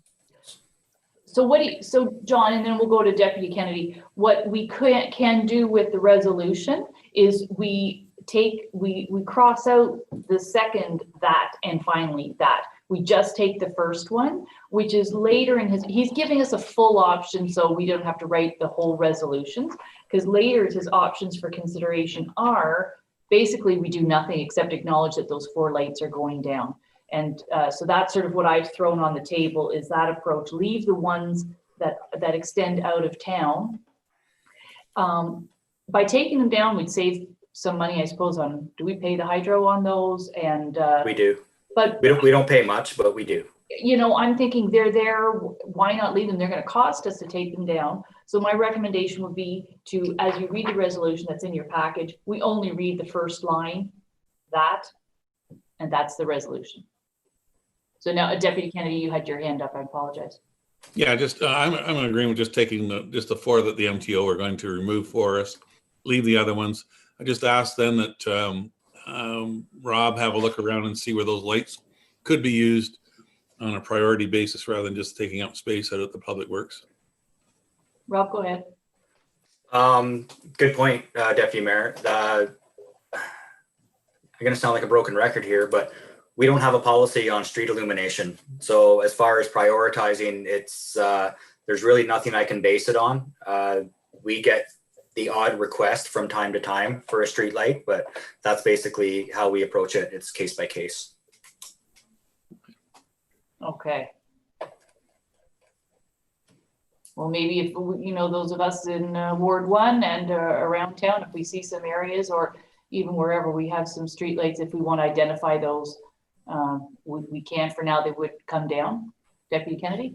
Yeah, I had the opportunity to attend the restaurant in Harcourt, and it was brought to my attention about some of the poor illumination out in that area. So it was kind of twigged to me when I saw this report that maybe that's something that Councillor Donaldson might be able to comment on or follow up. Councillor Donaldson, will you check in with that? Yep, I've had a couple of people saying that it needed more lighting on the back street. Okay. For sure. So I can, if that's a possibility, that would be really good. Okay, Councillor Smith? Thank you. Well, before we, decide where to put them, maybe we could get a report in terms of our current approach and rules. It's my understanding in West Guildford that a local business is actually charged each year for a street light that was installed out in front of their on Canisius Lake Road, out in front of their business. And so, and if I recall, they pay $150 a year for that street light to be there. So I'd be curious, as to the rationale for that, and then like to see a broader report that, I think it was Deputy Mayor Kennedy's point. It's not just about the village of Haliburton. It is about the other communities. Yeah. We ought to have a consistent process for West Guildford, Harcourt, and so forth. So actually, looking at the resolution again, I'm going to recommend that we only take out that center part. And if you can read in your package, the resolution says at the end, finally, the council give consideration to relocate all removed streetlights from Highway 118, which would then be 4, to other areas as deemed appropriate by council at a later date. So let's leave that in the resolution, take out the middle section, keep the illumination that's there, why not? And we'll, and just because we have 4 streetlights to put up somewhere doesn't mean that if there are, we look at our hamlets and our villages and other outlying areas that we need 6. That's just because we have 4 doesn't mean we only put up 4, but we have 4 now that will be surplus. So if I have a mover and a seconder on that, and I take out the center, moved by Councillor Wood Roberts, second by Councillor Clark. Excuse me while I just X that out. Be it resolved that the Committee of the Whole recommends that Council acknowledge the loss of street illumination due to rehabilitation of Highway 118 in the area from 1 Sunnyside Street westerly to North Star Trail, and finally, that Council give consideration to relocate all removed streetlights from Highway 118 to other areas as deemed appropriate by Council at a later date. All in favor? And that is carried. Rob, just while we have you still here on that subject, was Hydro doing work this year in that area? I'm not sure. I haven't seen any correspondence since we received some earlier this spring, this summer. There are a couple locate requests coming through, so it is chugging along. They haven't given a firm date. Okay, and maybe keep us posted on that. And the other thing to note that in their rehabilitation of that area, they will be doing paved shoulders. So I believe while it's not a sidewalk, it will make that area a little bit safer coming into town, a little bit wider. We'll see how that cuts into the hill. Or I'm actually quite glad that they're addressing that, because there is a very large dip in the road there that has me concerned. So we will move on to the next, which is that was a big report, and that was way over my head. That's like an engineering, the drainage study and flood delineation report. Yeah. Just read the summary. Yeah. That's all you need. That's what I had to do. Yeah, there was no real surprises with this report. Again, this was in the budget again, looking forward to any potential repairs or work on the connecting link. Basically, what got us to this point is there is a water course heading through the center of town, crosses at Maple and Victoria. And at some point, a development was placed in the center of that water course, and all that water was placed underground into a storm sewer. Presumably, the storm sewer was adequate enough to take the flow at the time. I'm assuming flows have increased with the climate we have now, and it just can't take the volume of water coming down. It backs up and it overtops the connecting link and makes an awful mess of that whole intersection. Basically, what we were looking for, we didn't suspect we could do much improvement to the intersection itself. The water is already going underground.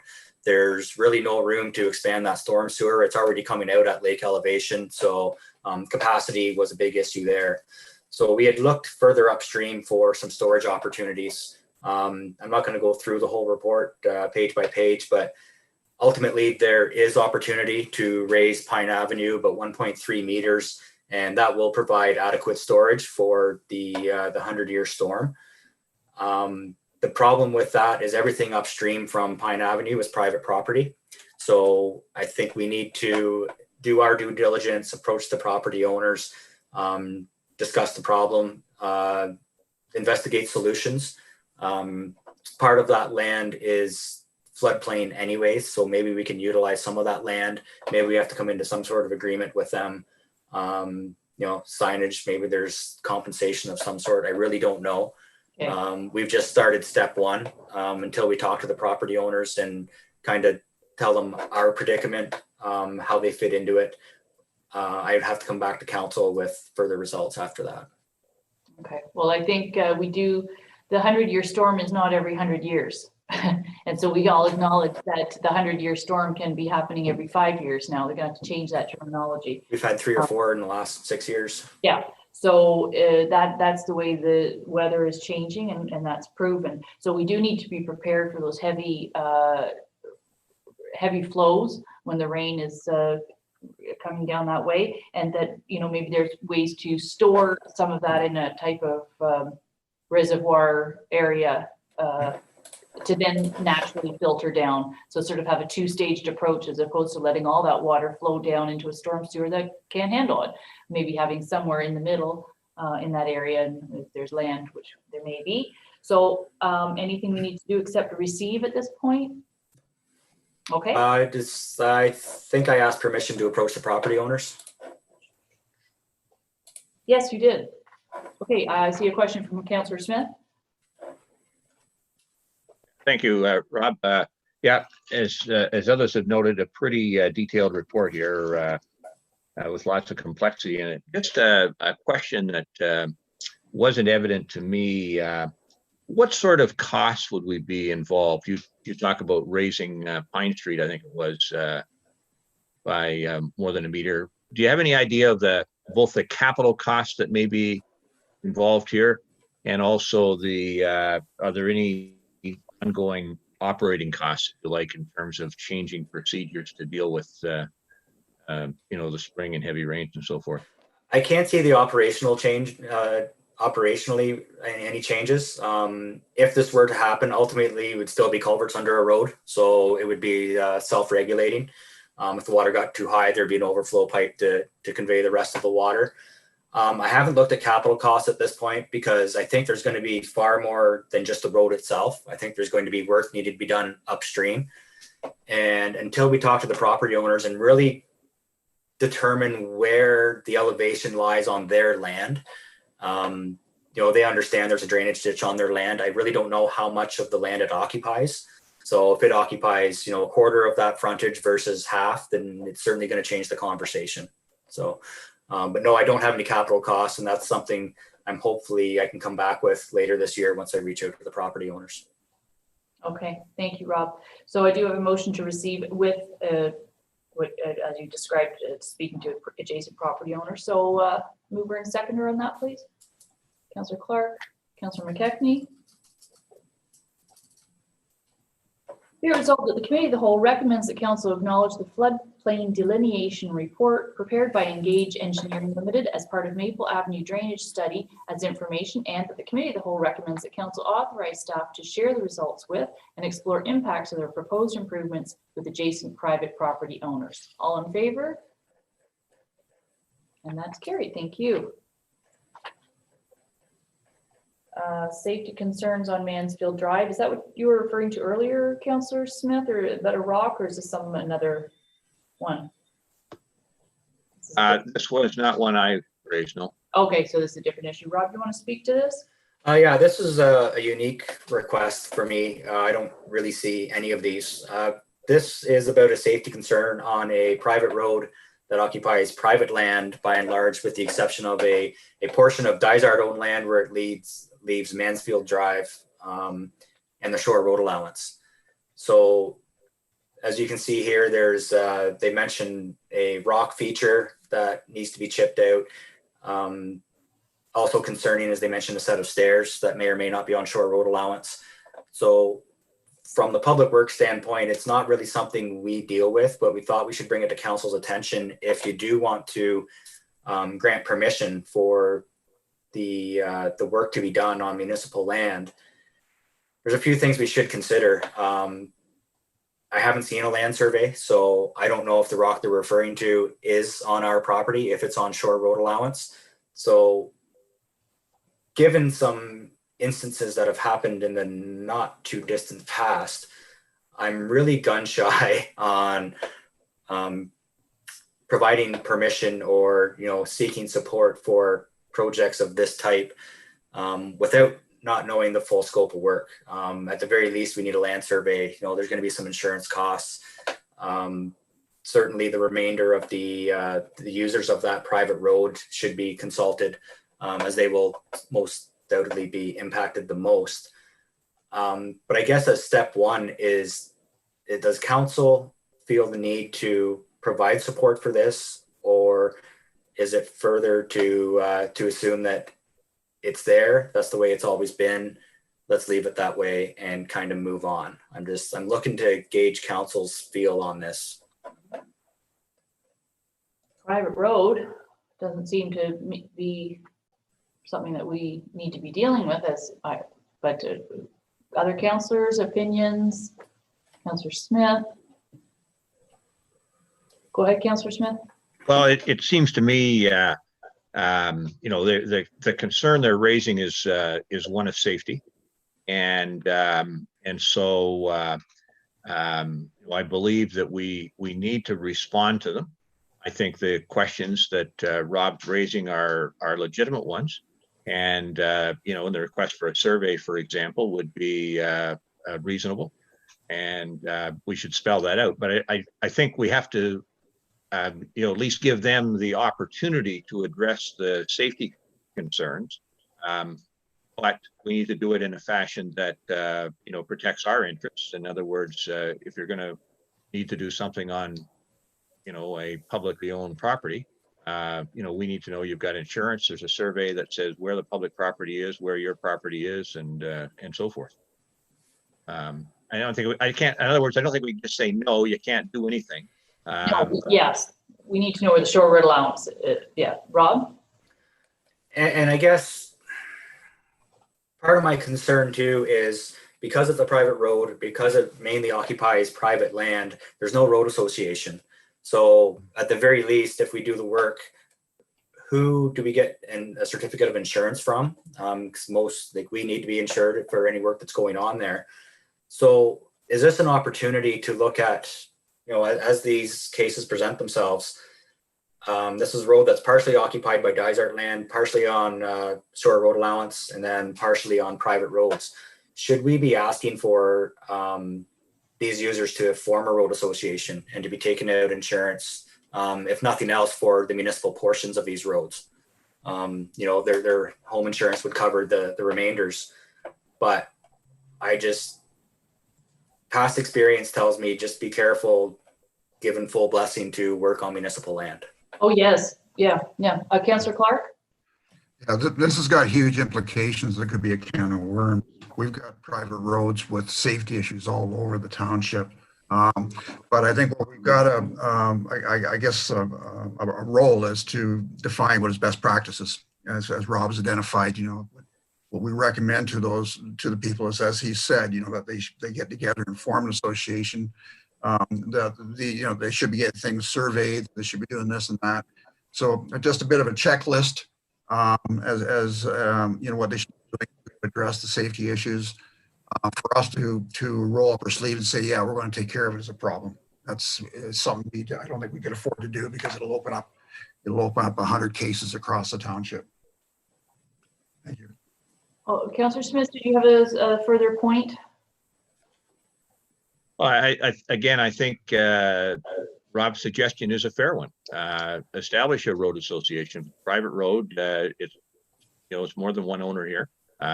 Give them some guidance in terms of what they ought to do, and because as we know, there are a lot of private roads around, and particularly where they're on our property. I guess there's a reason for it. I'm not sure what that reason ever was, but it's there. And, we need to protect the taxpayers at large. We've seen from, lawsuits that have been filed against us that some lawyers seem to think because we own a piece of property, we're responsible for whatever happens on it. And so, as I said, tell them what they need to do. Okay, so we're in agreement they need to form a road association, and before they do any work, we also need to know, but we're not proposing that we do a survey. They do a survey? No cost to the municipality. Exactly. Okay. Excuse me. Is everyone okay with that? I'll need a mover and seconder then to receive this report. Deputy Kennedy, Councillor Smith.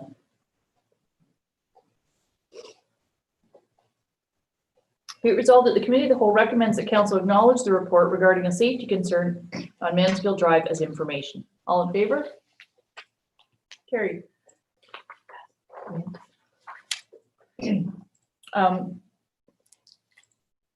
Okay, next three items are John, I believe. Good morning. So the first report is about the June, July, and August landfill revenue summary. The information presented in that spreadsheet is basically showing that during that time period, the municipality received $240,374 in revenue at our 5 landfill sites. The largest amount of that, 99,000, came from businesses or organizations with the pre-approved credit for landfill disposal, and then brush and building commercial or construction demolition debris was the next highest kind of revenue generator at 98,000. And there's also some information about the Square payment system. It's going very well at our 3 locations that we have. And there is a bit of a desire to eventually move our pre-approved businesses onto the Square system as well, as it will give us better internal tracking of what they're dropping off and give us some better metrics as well. I think that's a great idea. So any questions, comments, and anyone reading this saying, wow, they bring in a lot of money to the landfill. Remember that it costs a lot of money for that to go back out. It's not, landfills are not revenue generators. You have to see the other side. So any questions for John on this report? No, a thumbs up. I need a mover and a seconder, please. Councillor Smith, Councillor Clark.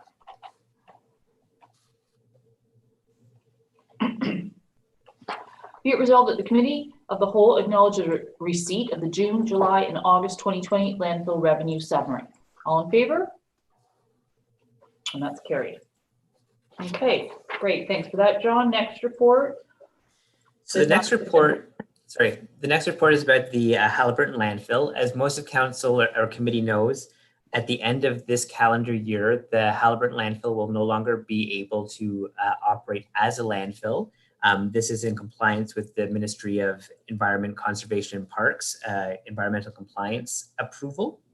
And starting in January 1st, 2021, the Haliburton landfill will be operating exclusively as a transfer site. So all materials brought in will be transferred out.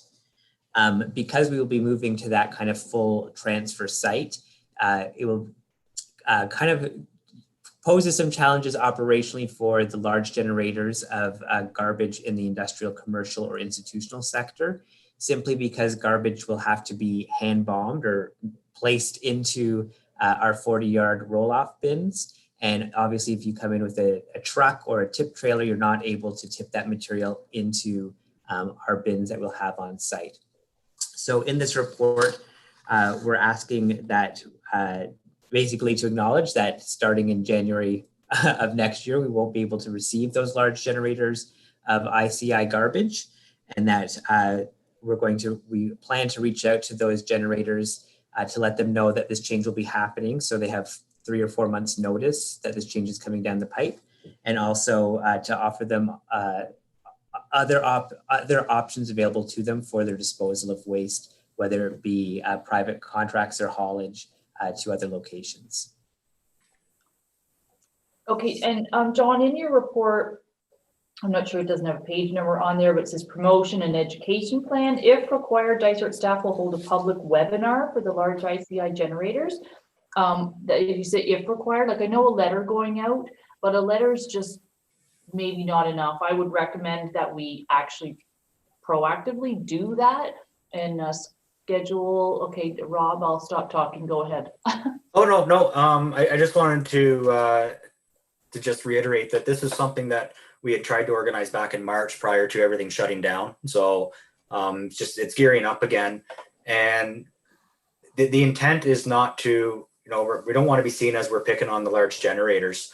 There's opportunity here for, I think, certainly the haulers to take advantage of this and maybe grow a little bit, because if you have a full truck, it may be worthwhile to go to a different site and pay by the ton, for instance, as opposed to by the yard. Because I know one of the haulers did make mention to one of our attendants, this is a couple months ago now, or a few months ago, that if the truck's full, it is cheaper to go to, a Bracebridge and pay there and tip there as opposed to our tipping fees. So hopefully if we can get all these generators together, they can get on a plan and start sending the full trucks out of town, because ultimately it's going to get trucked out anyways. And as you said, Madam Mayor, it appears as if we take a lot of money in at the landfills, and we do, but it also goes right out the door in haulage. Oh, so yeah. it's not like we want to see this stuff because we're making big money at it. We just ultimately we want to see it out of our landfill. Absolutely. But I think we need to be proactive here. We are, some of these business owners are our friends, or if not, certainly people that we know well. We're a small community, and to just receive a letter, I don't feel is enough. I'd really like to see us be, say, this is when it's happening, and surely that all of them are big enough businesses that one of their employees can attend, and that we can do it through a format like this and invite them and make sure that they're all hearing the same information at the same time than just reading a letter. What does council think about that? Councillor Smith?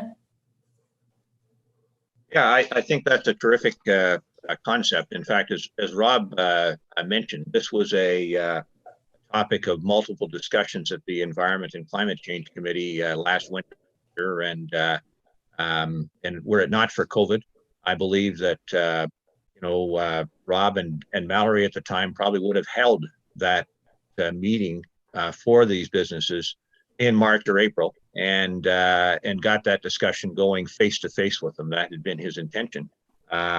So absolutely, it needs to be more than a letter now. And so whether it's a physical meeting in a large room with a small number of people, or whether it's that plus a webinar approach like this, we need to do that.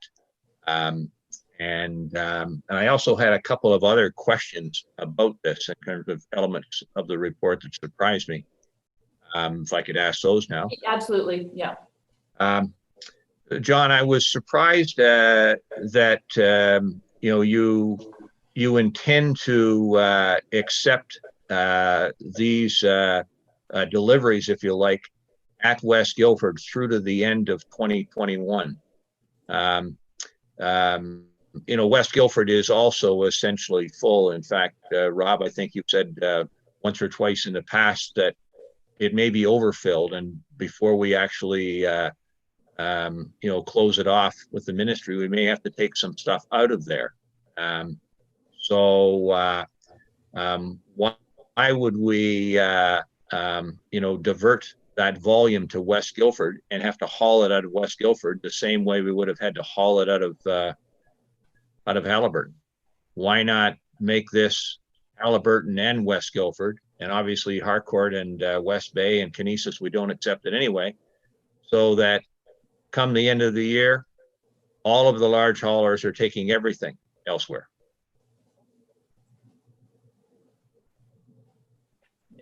Rob, and then or John can answer that. Yeah. Yeah. Good point. Very good point. What we were trying to go for was to find that happy medium. We didn't want to shut them completely out of Dysart should they not make an agreement right away with any third party or any other site that would take their waste. And it's not to say that we can't change that for, talking strictly West Guildford now. If we want to say, May 1st or March 1st or February 1st, I'm fine with that. I just didn't want to be seen as we have two sites that by and large take all the ICI waste in the township. And you know what, on December 31st, they're both closed. That's not what I wanted to see come across. So certainly we don't have a choice in Haliburton. The ministry has said, thou shalt not landfill anymore. So we're not going to. West Guildford's always the wild card. It's going to be closed probably sooner than everybody around this table thinks. We've been talking about it for years. One of these days we're going to get a letter with a drop dead date, and we're not going to have a choice there either. But in the meantime, I also don't want to be seen as shutting out the local haulers right away and saying you have to have something in place by the end of December or else. So that date on West Guildford is certainly open for discussion. I think your suggestion of May 1st, which is prior to next year's heavy summer season, but also gives them the majority of the winter and ample opportunity. That's 5 months extra would be something that I would support, to say to May 1st. Yeah, I just, when you look at the pile there, that occurs every spring, it's enormous. Yes. And we need to haul it away. So, I wouldn't want to go any later than May the 1st. I'd also a question for John at the, at the last meeting with the climate change report, there was a bit of a discussion about organic waste. And so right now we're receiving organic waste by the truckload at Haliburton, for example. Will this be the end of that? So a large generator of organic waste, such as a grocery store, for example, would not be dropping their waste off at the Haliburton landfill in the new year. Okay, so that this change will end the ability for restaurants or grocery stores to bring in organic waste by the truckload. It would end anyone over 5 cubic yards. So it'd be mostly the grocery stores that would be impacted. And then also if any of those restaurants perhaps have a contract with a local garbage collection company. But the organic waste was garbage. Like it's mixed with, we don't have the ability, unfortunately, to have that's what, we're all at some point wanting to strive to see, or see if there's small commercial operations or something. That Abbey Gardens has a proposal on the go. So when you're saying that the truckloads for organic waste, that organic waste is not separated, so it's garbage. I do see Councillor Deputy Mayor Kennedy had his hand up. Yeah, just John, are you going to also invite some of the contractors to the haulers rather to attend this webinar? I'm just thinking that might be a great opportunity to introduce both parties to each other and maybe help with arriving at a solution. Yeah, definitely. That's a great idea. Okay, it is. So maybe, it takes time to get all that together and to arrange Zoom meetings, but I would suggest sooner than later, late September. The way our council meetings are this month, is earlier than this is quite early, and so is our council meeting. So we sort of, in a way, get a bonus the end of September and into October. So maybe there's an opportunity to do it that. I know it's a quick turnaround, but you guys know your stuff. So It's more a matter of if they're available. Rob? And I just wanted to clarify with council is John and I were talking, and we talk about large generators and small generators, and we felt we had to define that. John picked the number, basically 5 cubic yards, as being a large ICI generator. So is council okay with that? Do you want to see it raised? Do you want to see it lowered? Basically, all this determines is who's allowed into the gate to basically hand bomb their waste into our bin. So I just want to make sure that we get this, the large versus the small, set out right from step one, so we're not kind of chasing our tail down the road. Excellent point, and it's right there in the report. And I think we need to clarify, if everyone's on board, that anything beyond 5 cubic yards is a large, and anything under, which technically means they could physically throw it in there. Is that, are we okay with that number? Councillor That's Clark? a starting point. It's a starting point, and we can evaluate from there. Rob, go ahead. Yeah, and again, it's very subjective because, as we all know, we still don't have scales at Halliburton. So basically, it's going to be up to whoever's running the gate to say that's either yes, more than 5, or less than 5. But ultimately, it's got to be a moving target. And when we do get scales at one or all of these sites, however it works out, we'll have to change that cubic yard volume to a tonnage. Yes, as Councillor Clark said, it's a starting point because that's a visual, and the other is a weight. Deputy Mayor Kennedy. Yeah, I'm no issue with the 5 cubic yards. I'm just, my first thought was I'll show up there with a 6 cubic yard, but it is hand bombable. Can I unload it, or am I going to have to turn around at the gate? I guess that's maybe where the confusion might lie, is the dump trailers versus bag trailers. I don't. Mm-hmm. And ultimately, that's where there's going to be a stumbling block, because somebody's going to come through with 6 or 6.5 or 5 3/4, whatever you want it to be. But at some point, we have to have a drop dead volume or quantity that says, sorry, here's a list of where you can take it. Yep. So starting point, I think you got your May 1st. You've got marching orders to be proactive and host a Zoom type meeting. And one last thing, Councillor Smith. John, just one other point that you mentioned tires in this report.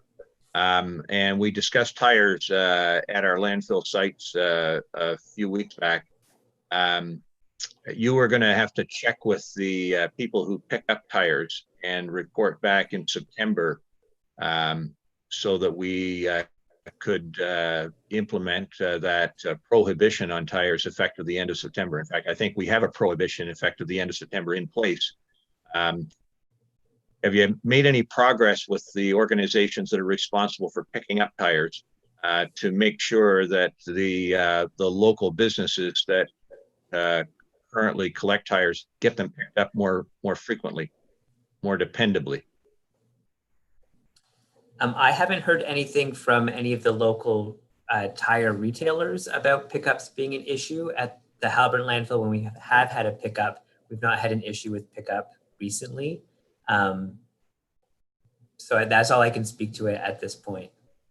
Well, and maybe it was prior to your arrival, but whether it was late spring or early summer, we had previously agreed that we were going to stop accepting tires at our landfill sites effective June 1st, if I recall correctly. And a number of the local businesses that sell tires expressed a concern shortly before that date, saying they had a problem getting tires picked up on a regular basis, and as a result had large quantities of tires at their businesses. Although under producer responsibility, those tire manufacturers are responsible for having a service in place. And as a result of the concerns expressed by local businesses, we agreed to extend until the end of September the acceptance of tires at our landfill sites. But part of that discussion involved, and it was probably Mallory at the time, because you may have not been here, was going to see what could be done to actually have the tire manufacturers fulfill their responsibility to get the tires picked up on a more regular basis, so that, I'll use the example of the West Guilford Auto Shop, that their small property wasn't overwhelmed by a pile of tires. Even Curry Chevrolet had expressed a concern about the fact that tires weren't being picked up frequently enough. And so as part of that extension to the end of September, we, Dysart, now, our staff, we're going to contact those organizations and say, hey, you need to do a better job, and get a commitment to doing a better job prior to our prohibition going into effect at the end of September. Okay, and John, you're absolutely right in that, and that's a transition of new job and change of positions, and John was just starting. So if I can suggest that maybe, Mallory, exactly, I'll hear from you, and then maybe we can get a report for our council meeting on the 22nd. Go ahead, Mallory. Yeah, I believe when we passed that, it was right during the transition from me going to clerk and John coming in. But what I will note is that our original resolution was partly due to the effects of the economy during COVID and stuff. And I don't think we had any concept of how long COVID was going to last. So it's still very much being felt in the community, and it's also derailed a lot of what staff is working on, including landfill operations. So I think perhaps John might be able to reach out, but I think it derailed our work a lot more than we originally thought. In terms of pickups, I believe local companies are having issues because they have to call multiple times. John can report on this. We don't have issues with pickup at the Halliburton landfill. I don't know if that's because of volume or it's just because we call multiple times and it eventually happens. So picking up is something that in our area, because we're rural, it's difficult to get these haulers into our area, and we've discussed this in length before. You get a better bang for your buck if you're picking up in the city. It's just a fact of the new legislation that we're kind of tied to. So, and I'm not, sorry, John, I'm not meaning to railroad you here. This is your area now, but I do think there's a few reasons why we're still in the position we were. Just let's look into it, and we can have a bit of a report, and I'm sure John can Watson can have a little peruse at this and look back to our resolution, have a little chat with Mallory and report a small report for our September meeting, if you will. Okay. Yeah. Good point to bring that up. Yes, we did discuss that. Councillor Smith, anything else in this report? Yeah, well, just on that topic, let's remember that tires are the first example of full producer responsibility. And if we let this, we're a rural community and we don't get the attention, become an excuse for those manufacturers who have a responsibility to take on the cost of this service, we've got a long road ahead of us in terms of our taxpayers continuing to bear costs that they shouldn't be responsible for. So, let's make sure that we lean hard on those organizations that are supposed to be picking up tires, and they do it proactively on a scheduled basis, as opposed to depending on a small business to have to phone them several times. It's absolutely ridiculous. Okay, Mallory? I just have one follow-up point with that, and John might need to reach out to other environmental contacts as well, but we're the only township I've heard of that has gone in the direction of not accepting tires, in spite of the fact that it's producer responsibility. And the reason for that is because a lot of councils believe that they should provide a full range of services, and it is. It's completely a council decision. You go off of, do we want to deal with tires in the ditches, or do we want to help our local businesses, or do we want to take this hard line that this is not something that the taxpayers should be paying for? So it is very much a political decision as well, and in a lot of areas, including in the city, oddly enough, where you can get pickup, and a lot of landfills are still taking tires. So that's kind of the conflict we deal with too. Okay. Just a note for us. Yeah, thank you. Okay, so I need a mover and seconder to receive this report. If I can, Councillor Wood Roberts, Councillor McKechnie.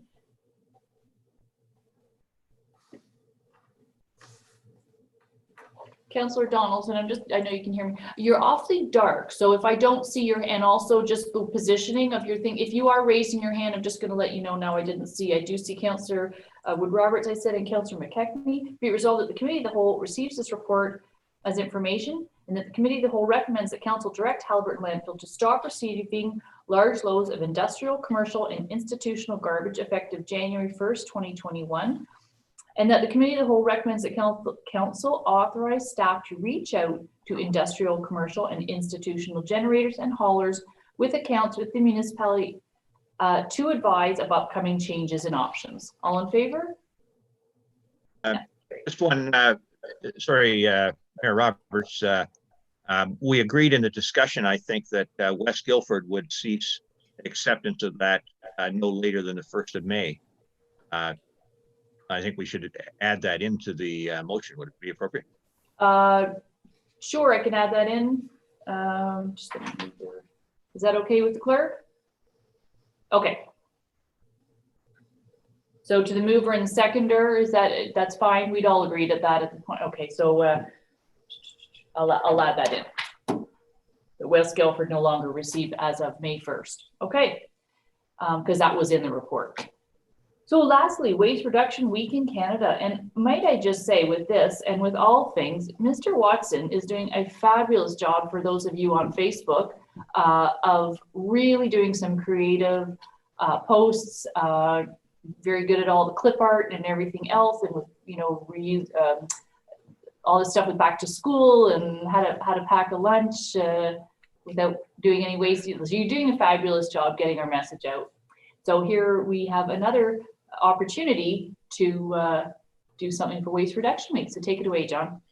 Yeah, so every year in October is Waste Reduction Week in Canada, which is recognized across the country.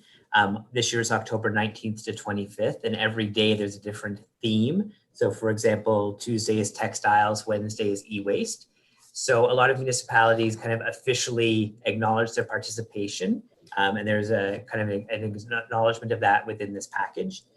As well, I've reached out to the Haliburton County Public Library, and we're going to be doing kind of a joint promotion and education campaign during that week. It coincides with Ontario Public Library Week as well. So for each of those days, we'll be doing posts about the topic, but then also the librarians will be recommending books about those topics as well. And we'll be hoping to reach out to the other 3 local municipalities so we can all partner on this initiative together.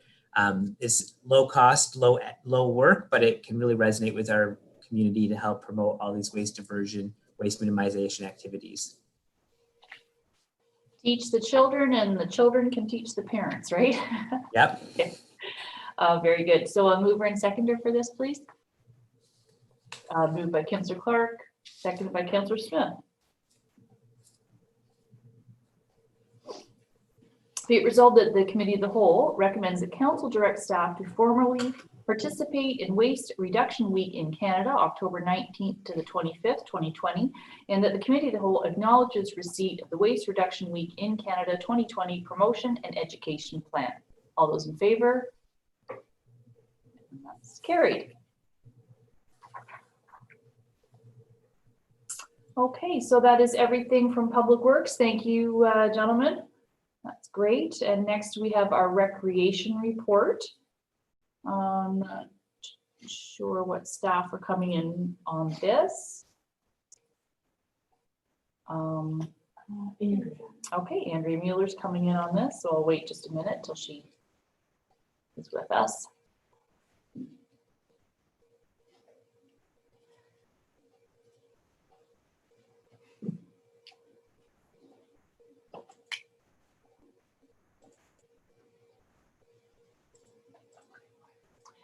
I just, it's not in the report, but from the window where I am sitting right now, and I look out the window, I can see that electronic sign, and I have to say I read it all the time when I go by. We just have some general messages in there right now, and we'll be looking forward to people being able to use that board to promote different things happening in and around our community.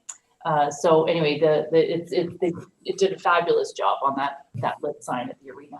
So Andrea Mueller is now with us. So if you want to comment on your report. Okay. Hello. So there will be office space available at the arena. The ability to book the office space will become available as of September 14th. So we're going to try with Mondays and Thursdays for a few hours each day. That being said, we have to make sure the Wi-Fi is working properly. We were up there last week or 2 weeks ago trying to conduct some interviews and had issues with the Wi-Fi. So hopefully that runs smoothly and staff are able to reset that.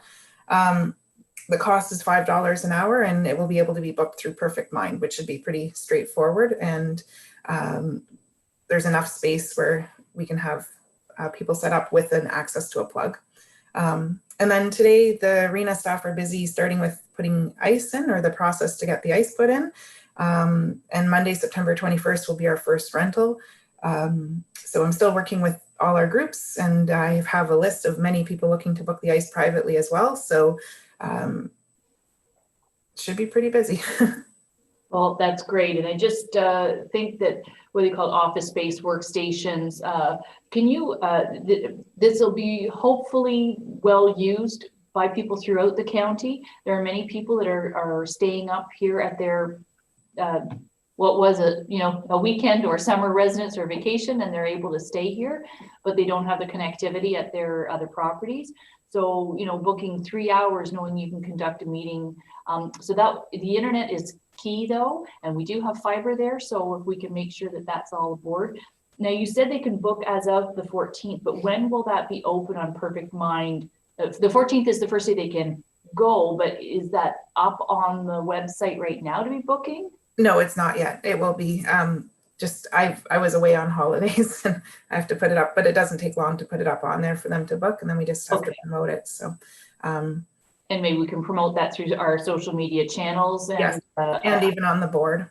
And a lot of this came out from both our emergency control meeting and also just, I'm on the library board as well as the Dysart rep, and the library is opening in very small capacity and with sort of the ability to be in the library for approximately 20 minutes at a time. So if someone's trying to do a project or work, they're not able to do that.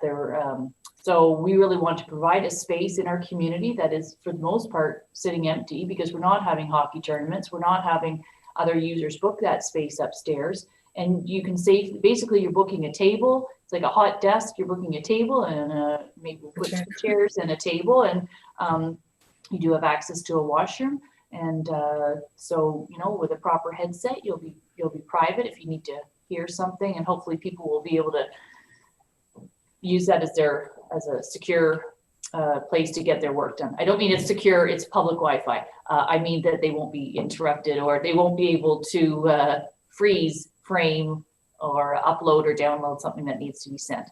Yeah. So that's great. And as soon as you know that they're able to open up those bookings, just promote that. We will, yes, for sure. And I did have inquiries too for somebody looking to book some space for training for employees that they've hired for working locally, and they're based out of Lindsay. So that's something to look into as well. But it would fit within the whole COVID regulations. So that's great. And what are the hours you said, Monday and Thursday? I think originally we had set to try a few hours at a time. So I think we were looking at it was 9 a.m. to 3 p.m. was our original slot. And then after that, we can always increase or decrease depending on demand. So. Okay. Any questions to Andrea on that? Councillor McKechnie? I don't have a question on that. I just wanted to remind Andrea to get a hold of Andrew about the doors and the washrooms in the park up at Halliburton Lake. They're going to swing right off. You can't lock them.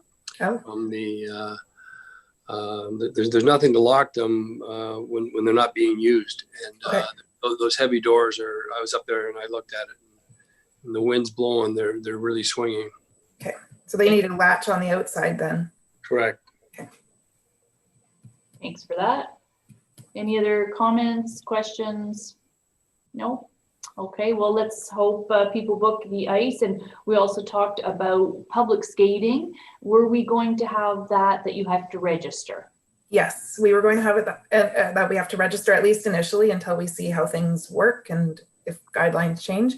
I just actually put the ad into the winter guide just a few minutes ago, so they're looking to have those things ready. Usually we don't start public skating till after Thanksgiving, so I'll talk to Andrew to see if that's still the plan or if started a little bit earlier, given that it might be a bit of a slow start. So. Yeah, and I think, again, that's something that we really have to advertise. The reason for the registration is to limit it. We're still, because it's an indoor facility, we're limited to 50 people. That includes staff, so we'd have to monitor, and it's also a way to contact trace if we ever had to. But we had said that in light of not having tournaments, etc., we may be able to, instead of offering one public skating hour or hour and a half, maybe we'll try to do more over a weekend, or if there's, I believe the after school times in the storm, we're still going to be booking the between them. Yeah, the after school times right through till 9-10 o'clock in the evening are Monday to Friday, pretty busy. Yeah. But daytime, there's some space, and then the weekends. So we're looking to maybe, we won't offer shinny, but we're looking to have public skating and maybe have a 45-minute block time for cleaning and then a 45-minute block. So still getting an hour and a half of public skating, but splitting it up between two groups. That's an excellent idea, and so that the place is empty. And also, yeah, I think that'll be well used. And there are an awful lot of people doing the homeschool online learning option. So they may want to public skate on a Tuesday or Thursday or Wednesday or throughout the week. Yeah. Okay, any other questions for Andrea to motion to receive her report? Mover, seconder, Councillor Clark, Councillor Smith.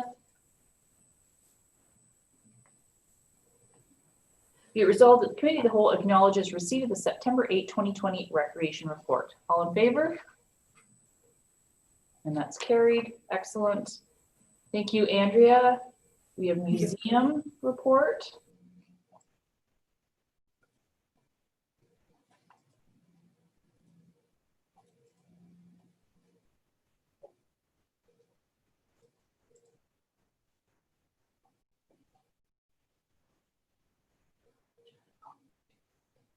We're just waiting for, I believe, for Kate to come. The report is included. So again, as I referenced Facebook, there's certainly lots of things being posted through our museum. It's true. It's great. It's great. Okay, you want to speak to anything in your report quickly? Well, just to say that it's definitely been an unusual summer around the museum, but really we're incredibly grateful for the kindness, patience, and understanding that all our visitors have shown with these unusual times and unusual measures that need to be taken, and not just visitors to the museum, but also throughout Glebe Park. Because really Glebe Park has been very, very busy this summer as well. So we've been using our outdoor spaces as well to connect with people so that we can connect with more people.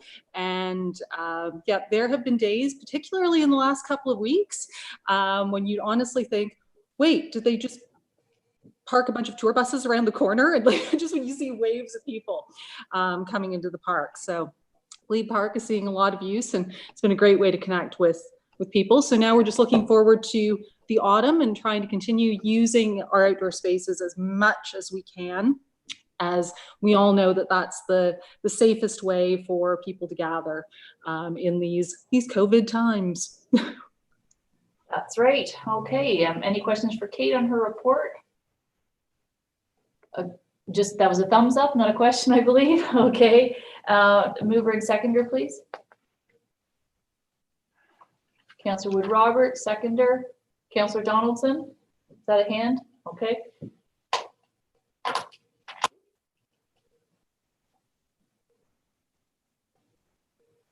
Be it resolved that the Committee of the Whole acknowledge receipt of the Haliburton Highlands Museum report. All in favor?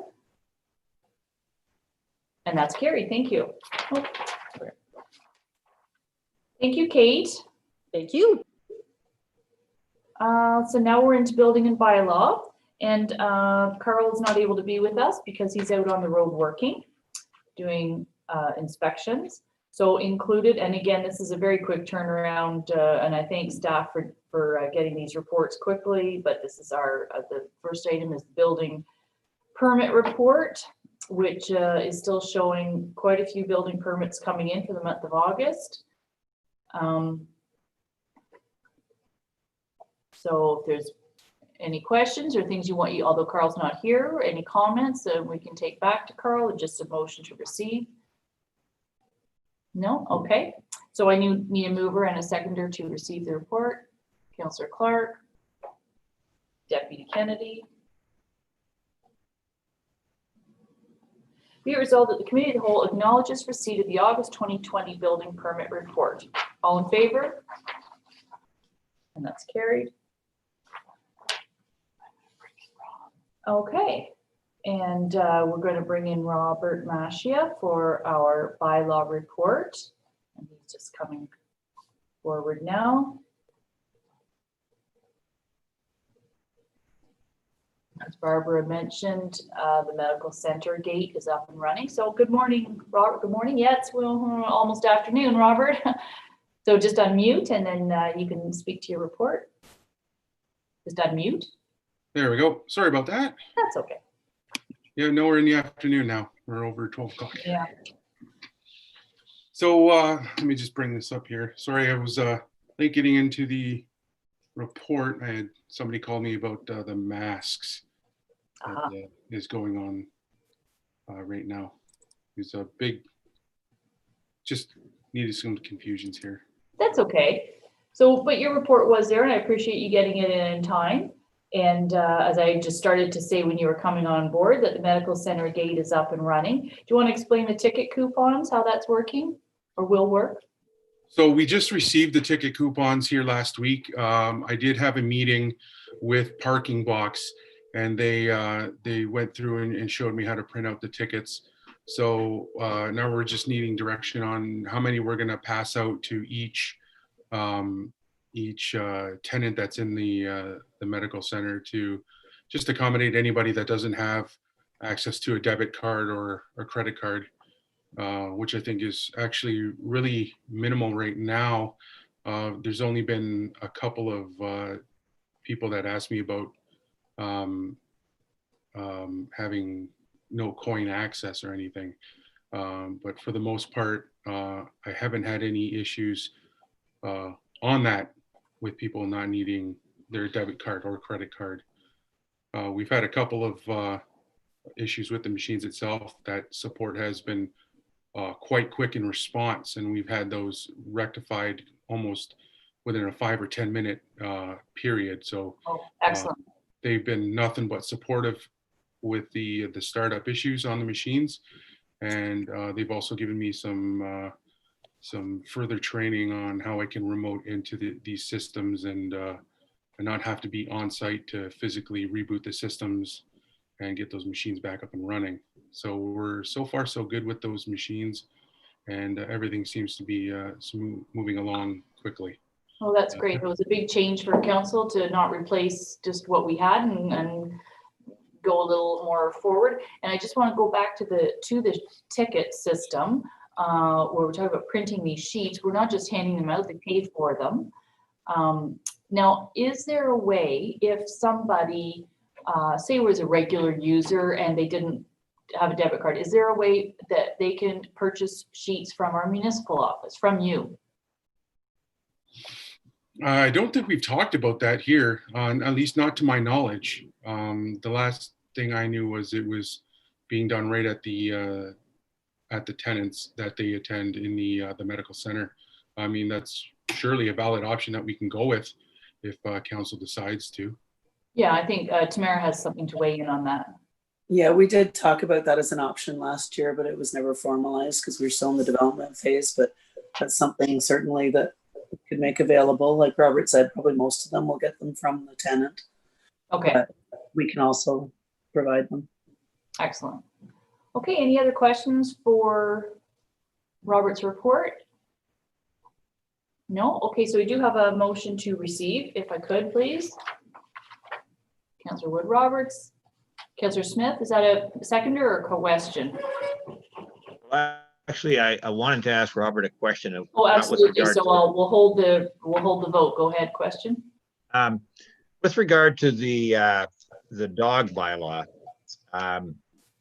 there's a process in that bylaw where an individual could file an appeal. And I didn't have an answer to the question. Who do they appeal to? Who is the appeal body? Do they come to council, or is there a committee, or how does that work? Council. It would be directed to council. So the appeal would be an appearance or a written submission to council. Correct. Okay, thank you. You're welcome. Okay, thanks for clearing that up. Okay, so I did have a mover, which was Councillor Wood Roberts. And then I'll just look for a seconder. Councillor McKechnie. Be it resolved that the Committee of the Whole acknowledges receipt of the August bylaw department update. All in favor? And that's passed. Thank you. And a letter concerning short-term rentals, but it's like a lot of things, not just short-term rentals. It's quite a detailed letter in there. I don't know if you want to speak to that. There are a few people that want. I'll let Robert speak to it first, and then we see some questions. Robert, do you want to? I think Tamara would probably be a better person to handle this one. Okay. We went to her. Sure. Okay, Tamara. Yeah, I was just gonna say, she called in and about these issues, and through going through her issues, we determined that a lot of them could be dealt with through the current bylaws that we have in place and with Robert's help. So as she's noted in her letter, she is going through him, but she also wanted to just be able to put on record what her concerns were and what her thoughts were with regard to short-term rentals, if and when we get to the point of considering any regulation locally. So that's all it's for our information. She's satisfied with the results she's gotten with working through Robert on the other issues. Great. Councillor Donaldson? Councillor Donaldson, go ahead. That is, at least from my experience, and I've been dealing with the short-term rentals since I was on the economic committee. So I have all of those contacts that I had started with for a couple of years. And that is strictly an owner issue. And I feel like if we can come up with something that when there is a problem like this, that it's the onus is on the owner and on who they promote to rent their cottage to. That particular letter, it's on a quiet lake. So obviously they're not promoting quiet people to come to their quiet lake. So it's all in the promotion on how the owner is advertising their cottage. And it's really not the renter's fault that they've got put into a cottage that doesn't want what they want to do. So I just feel that the owner, we have to come up with something that the owners are responsible for the type of people that the neighbors want beside them, so that there is no problems. Okay, point taken. If we do anything in short-term rentals, Councillor Clark and then Councillor Smith. Yeah, this is something I've been worried about for a while, and we've been going around in circles. Cottage rentals are a business, and what we're doing is they're operating their businesses in areas that are zoned residential. We've got a lot of people who are buying cottages specifically for the purposes of renting them, not using them as a cottage. What I want to see, and I don't know how I get a motion on the table, but we need to start licensing anybody who's going to rent their cottage. We need to get that on their books now, not 5 years down the road. It's causing too many problems on too many lakes. So I don't know how I move this forward. I've raised it a number of times, but I want it on the table that we need to license anybody who's going to be renting their cottage. Thank you. Through the clerk or Tamara, to Councillor Clark's point, we have talked about this for a long time. There may be some recommendations when we look at our service delivery review. So I'm just going to maybe say hold off on that unless Tamara, there's something else you'd like to say.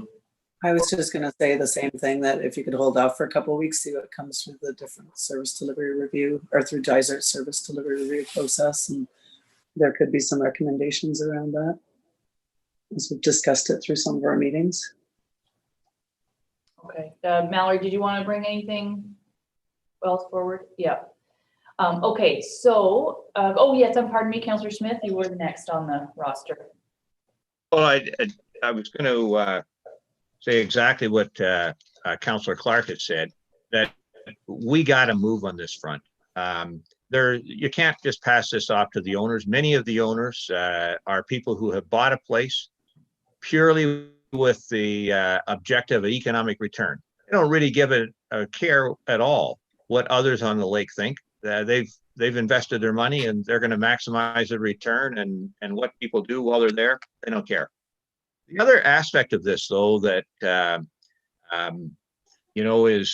is important for council to recognize. This past winter, prior to the arrival of COVID, there was provincially funded tourism consultant who did a seminar at the Haliburton Legion, and this consultant was frankly quite surprised that we didn't have an accommodation tax. That most communities across Ontario have implemented an accommodation tax that applies not only to the local hotels and motels, but it applies to anybody who's in the business of providing accommodation, such as short-term rentals, when they're promoting it for that purpose. And if you think of the revenue opportunity, we always feel, well, we're restricted to collecting taxes from property owners. The visitors that come here consume a lot of services that get paid for by our property owners, and so we could fund other services in our community, including those that are used by visitors, through an accommodation tax. And this is something I raised with the service delivery consultants, these tourism consultants. We need to be pursuing that as a revenue opportunity, and at the same time address the issue that the people who pay the bills around here, the property owners, most of whom, in my experience, come here for peace and quiet, to have the disturbance of frankly, rambunctious individuals that are here for a partying weekend. They're damaging the environment. They're disturbing the peace and quiet. Like people like this Gail Copeland who sent this letter. Most of our residents want us to step up and deal with this. And fine, we can wait till later this month. But again, this would be an ideal use of this committee of the whole process to get a topic like this on the table, get a staff report, have the deeper discussion that we require, and get some action in place so that come the 2021 cottage season, there are some controls in place as opposed to the Wild West that exists today. Thank you. Okay, and then you brought up that you mentioned it in your interviews with Strategy Corps. I do not think that you were alone, and as Tamara and I just suggested, let's wait and see what Strategy Corps has to say with that. I do know Algonquin Highlands is taking a look at short-term rentals as well, and so they've not been an easy elephant to take, a swallow or whatever. But I think the time has come. For many reasons. And so for now, the resolution is just to receive her letter. We're aware. And I think let's look at what Strategy Corps has to say when their report comes forward. Oh, Councillor McKechnie, go ahead. So for the past probably 50 years or longer, people have been coming to cottage country. It's whether the people are up there to be nice and quiet or whether they have a big party. People have been on the lakes with the boats are bigger, the sound systems are bigger. They're not going to go away. And I think the best way to solve this issue is to just communicate with your neighbors when the teenagers are going out in the boats late at night and got the music blaring. Let them know that you're not happy with it. But I mean, for us to police this, I mean, Rob, there's not enough hours in the day. So I just think that we got to communicate and educate these people more who are terrorizing and running their boats late at night, loud music. Communicate with them. Tell them that you're pretty upset.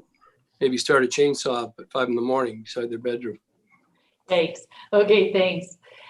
So is there a motion to receive this report, or the letter, pardon me? Please, moved by Deputy Kennedy, seconded by Councillor Smith.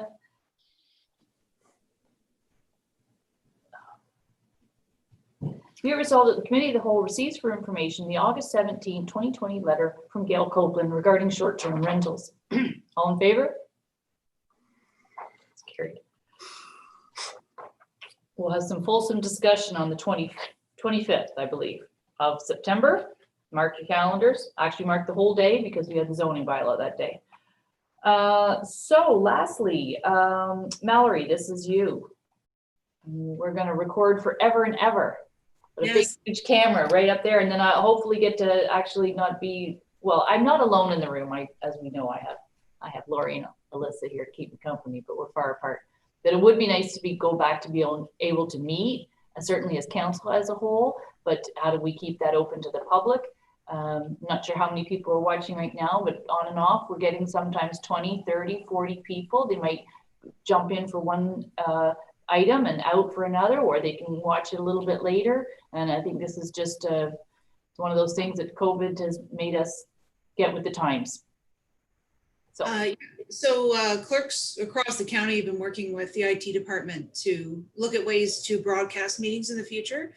I think, well, I know not only us, but everyone in Ontario has received a lot of positive feedback about accessibility and transparency with the way that meetings are being recorded now. And certainly in Dysart, we leave them up indefinitely. So that's great for people to go back and refer to them. But in order to do this, our council chambers obviously aren't set up for this. A lot of places in the city, you can view their council meetings because they've done this work and they don't want everyone coming into their council chambers, of course. So during a pandemic, it's important to have accessibility. It's important not to fill our small room with members of the public when they could easily watch from home. So there's quite a few things that are needed in order to do a hybrid system where some people might be at home because they've been exposed or there's been some other health risk, or any of the reasons we approved on our last procedural bylaw update. Microphones, we have a new television set because the one above your head, while it might have looked big when it was purchased, won't quite do the trick when we move into this new world. For us, we don't have microphones currently as well, so that would need to be part of the system upgrades as well. So you guys have the summary. It's the equipment's expected to be approximately 24,000, give or take any problems that arise out of the actual installation and what they find when they get in there. So this would allow everyone sitting in council would be on one screen, and then anyone coming in remotely would be another screen. So it would still go through Zoom like it does now. It's just that a lot more people would be sitting in council chambers. So let me know if anyone has any questions. Go ahead. Questions? Councillor Smith? Well, first, let me say I think this is a terrific idea. One of the good things that has come out of the COVID pandemic is the engagement of citizens through the ability to witness or observe council meetings, and I've been frankly pleasantly surprised at the follow-ups that occur as a result of somebody seeing something or hearing something, and so I think it's terrific. Just wanted to confirm, Mallory, that these meetings will continue to be stored, on the YouTube. So people don't need to just watch them live. They'll continue to be there and they can go back a week later or whatever. Yeah, that was the decision made by Dysart Council in the beginning, was that for full transparency and accountability, that everyone can go back and watch it later. You don't have to be off work to watch a council meeting or a committee of the whole meeting. So that was Dysart's decision, which they're within their right to make. So yes, it would continue to be stored on YouTube and links would be provided.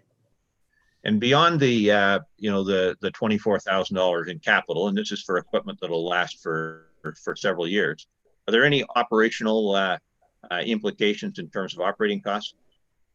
In terms of running the equipment, is that what you're referring to? Yeah. Yeah. Yeah, exactly. Yeah, there's specialized streaming equipment. We'll have to work with IT to see what sort of training we're going to get to operate that. So I'm not sure on the implications of that. I know right now, for example, we have 2 administrative staff helping support our meetings currently in the background because of the complications with Zoom and popping people in and out and being live. So I imagine it would be similar to the way it's happening right now. And that's just the reality of going from everything being in person to everything being accessible. I think it's a good trade-off, though.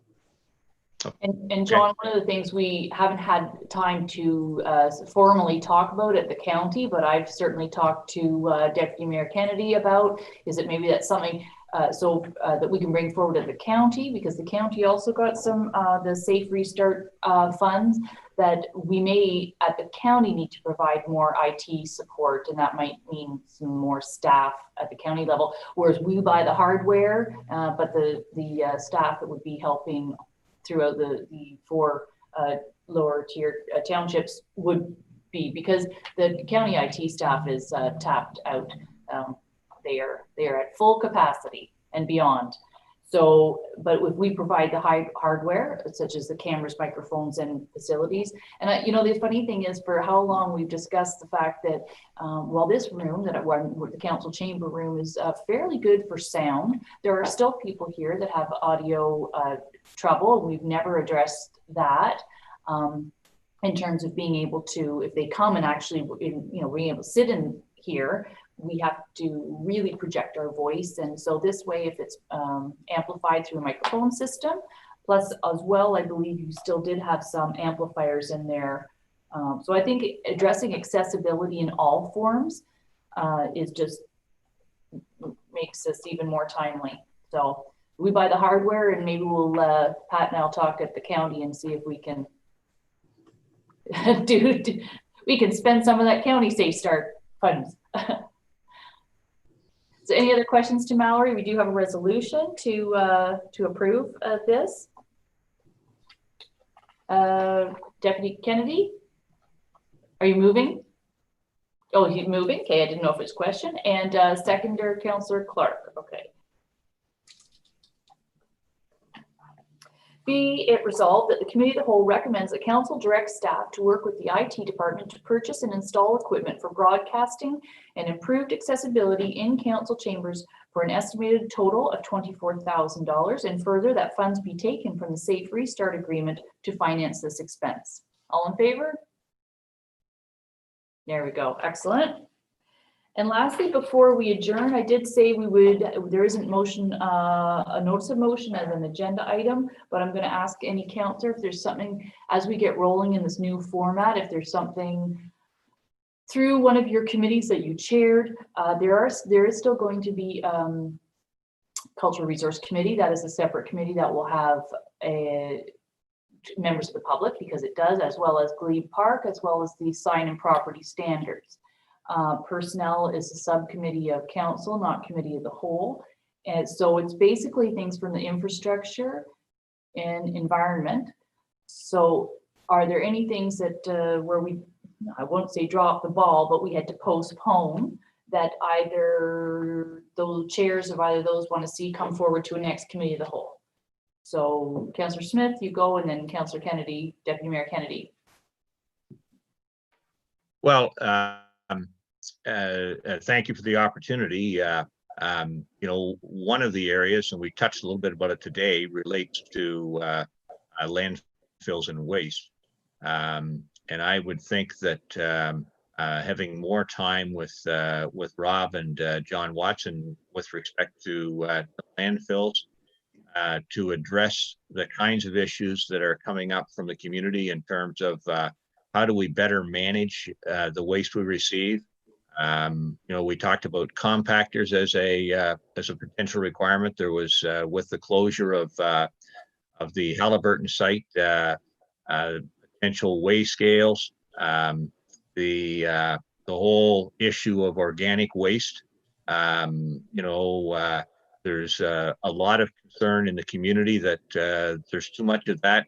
It doesn't get put to productive use. You mentioned Abbey Gardens.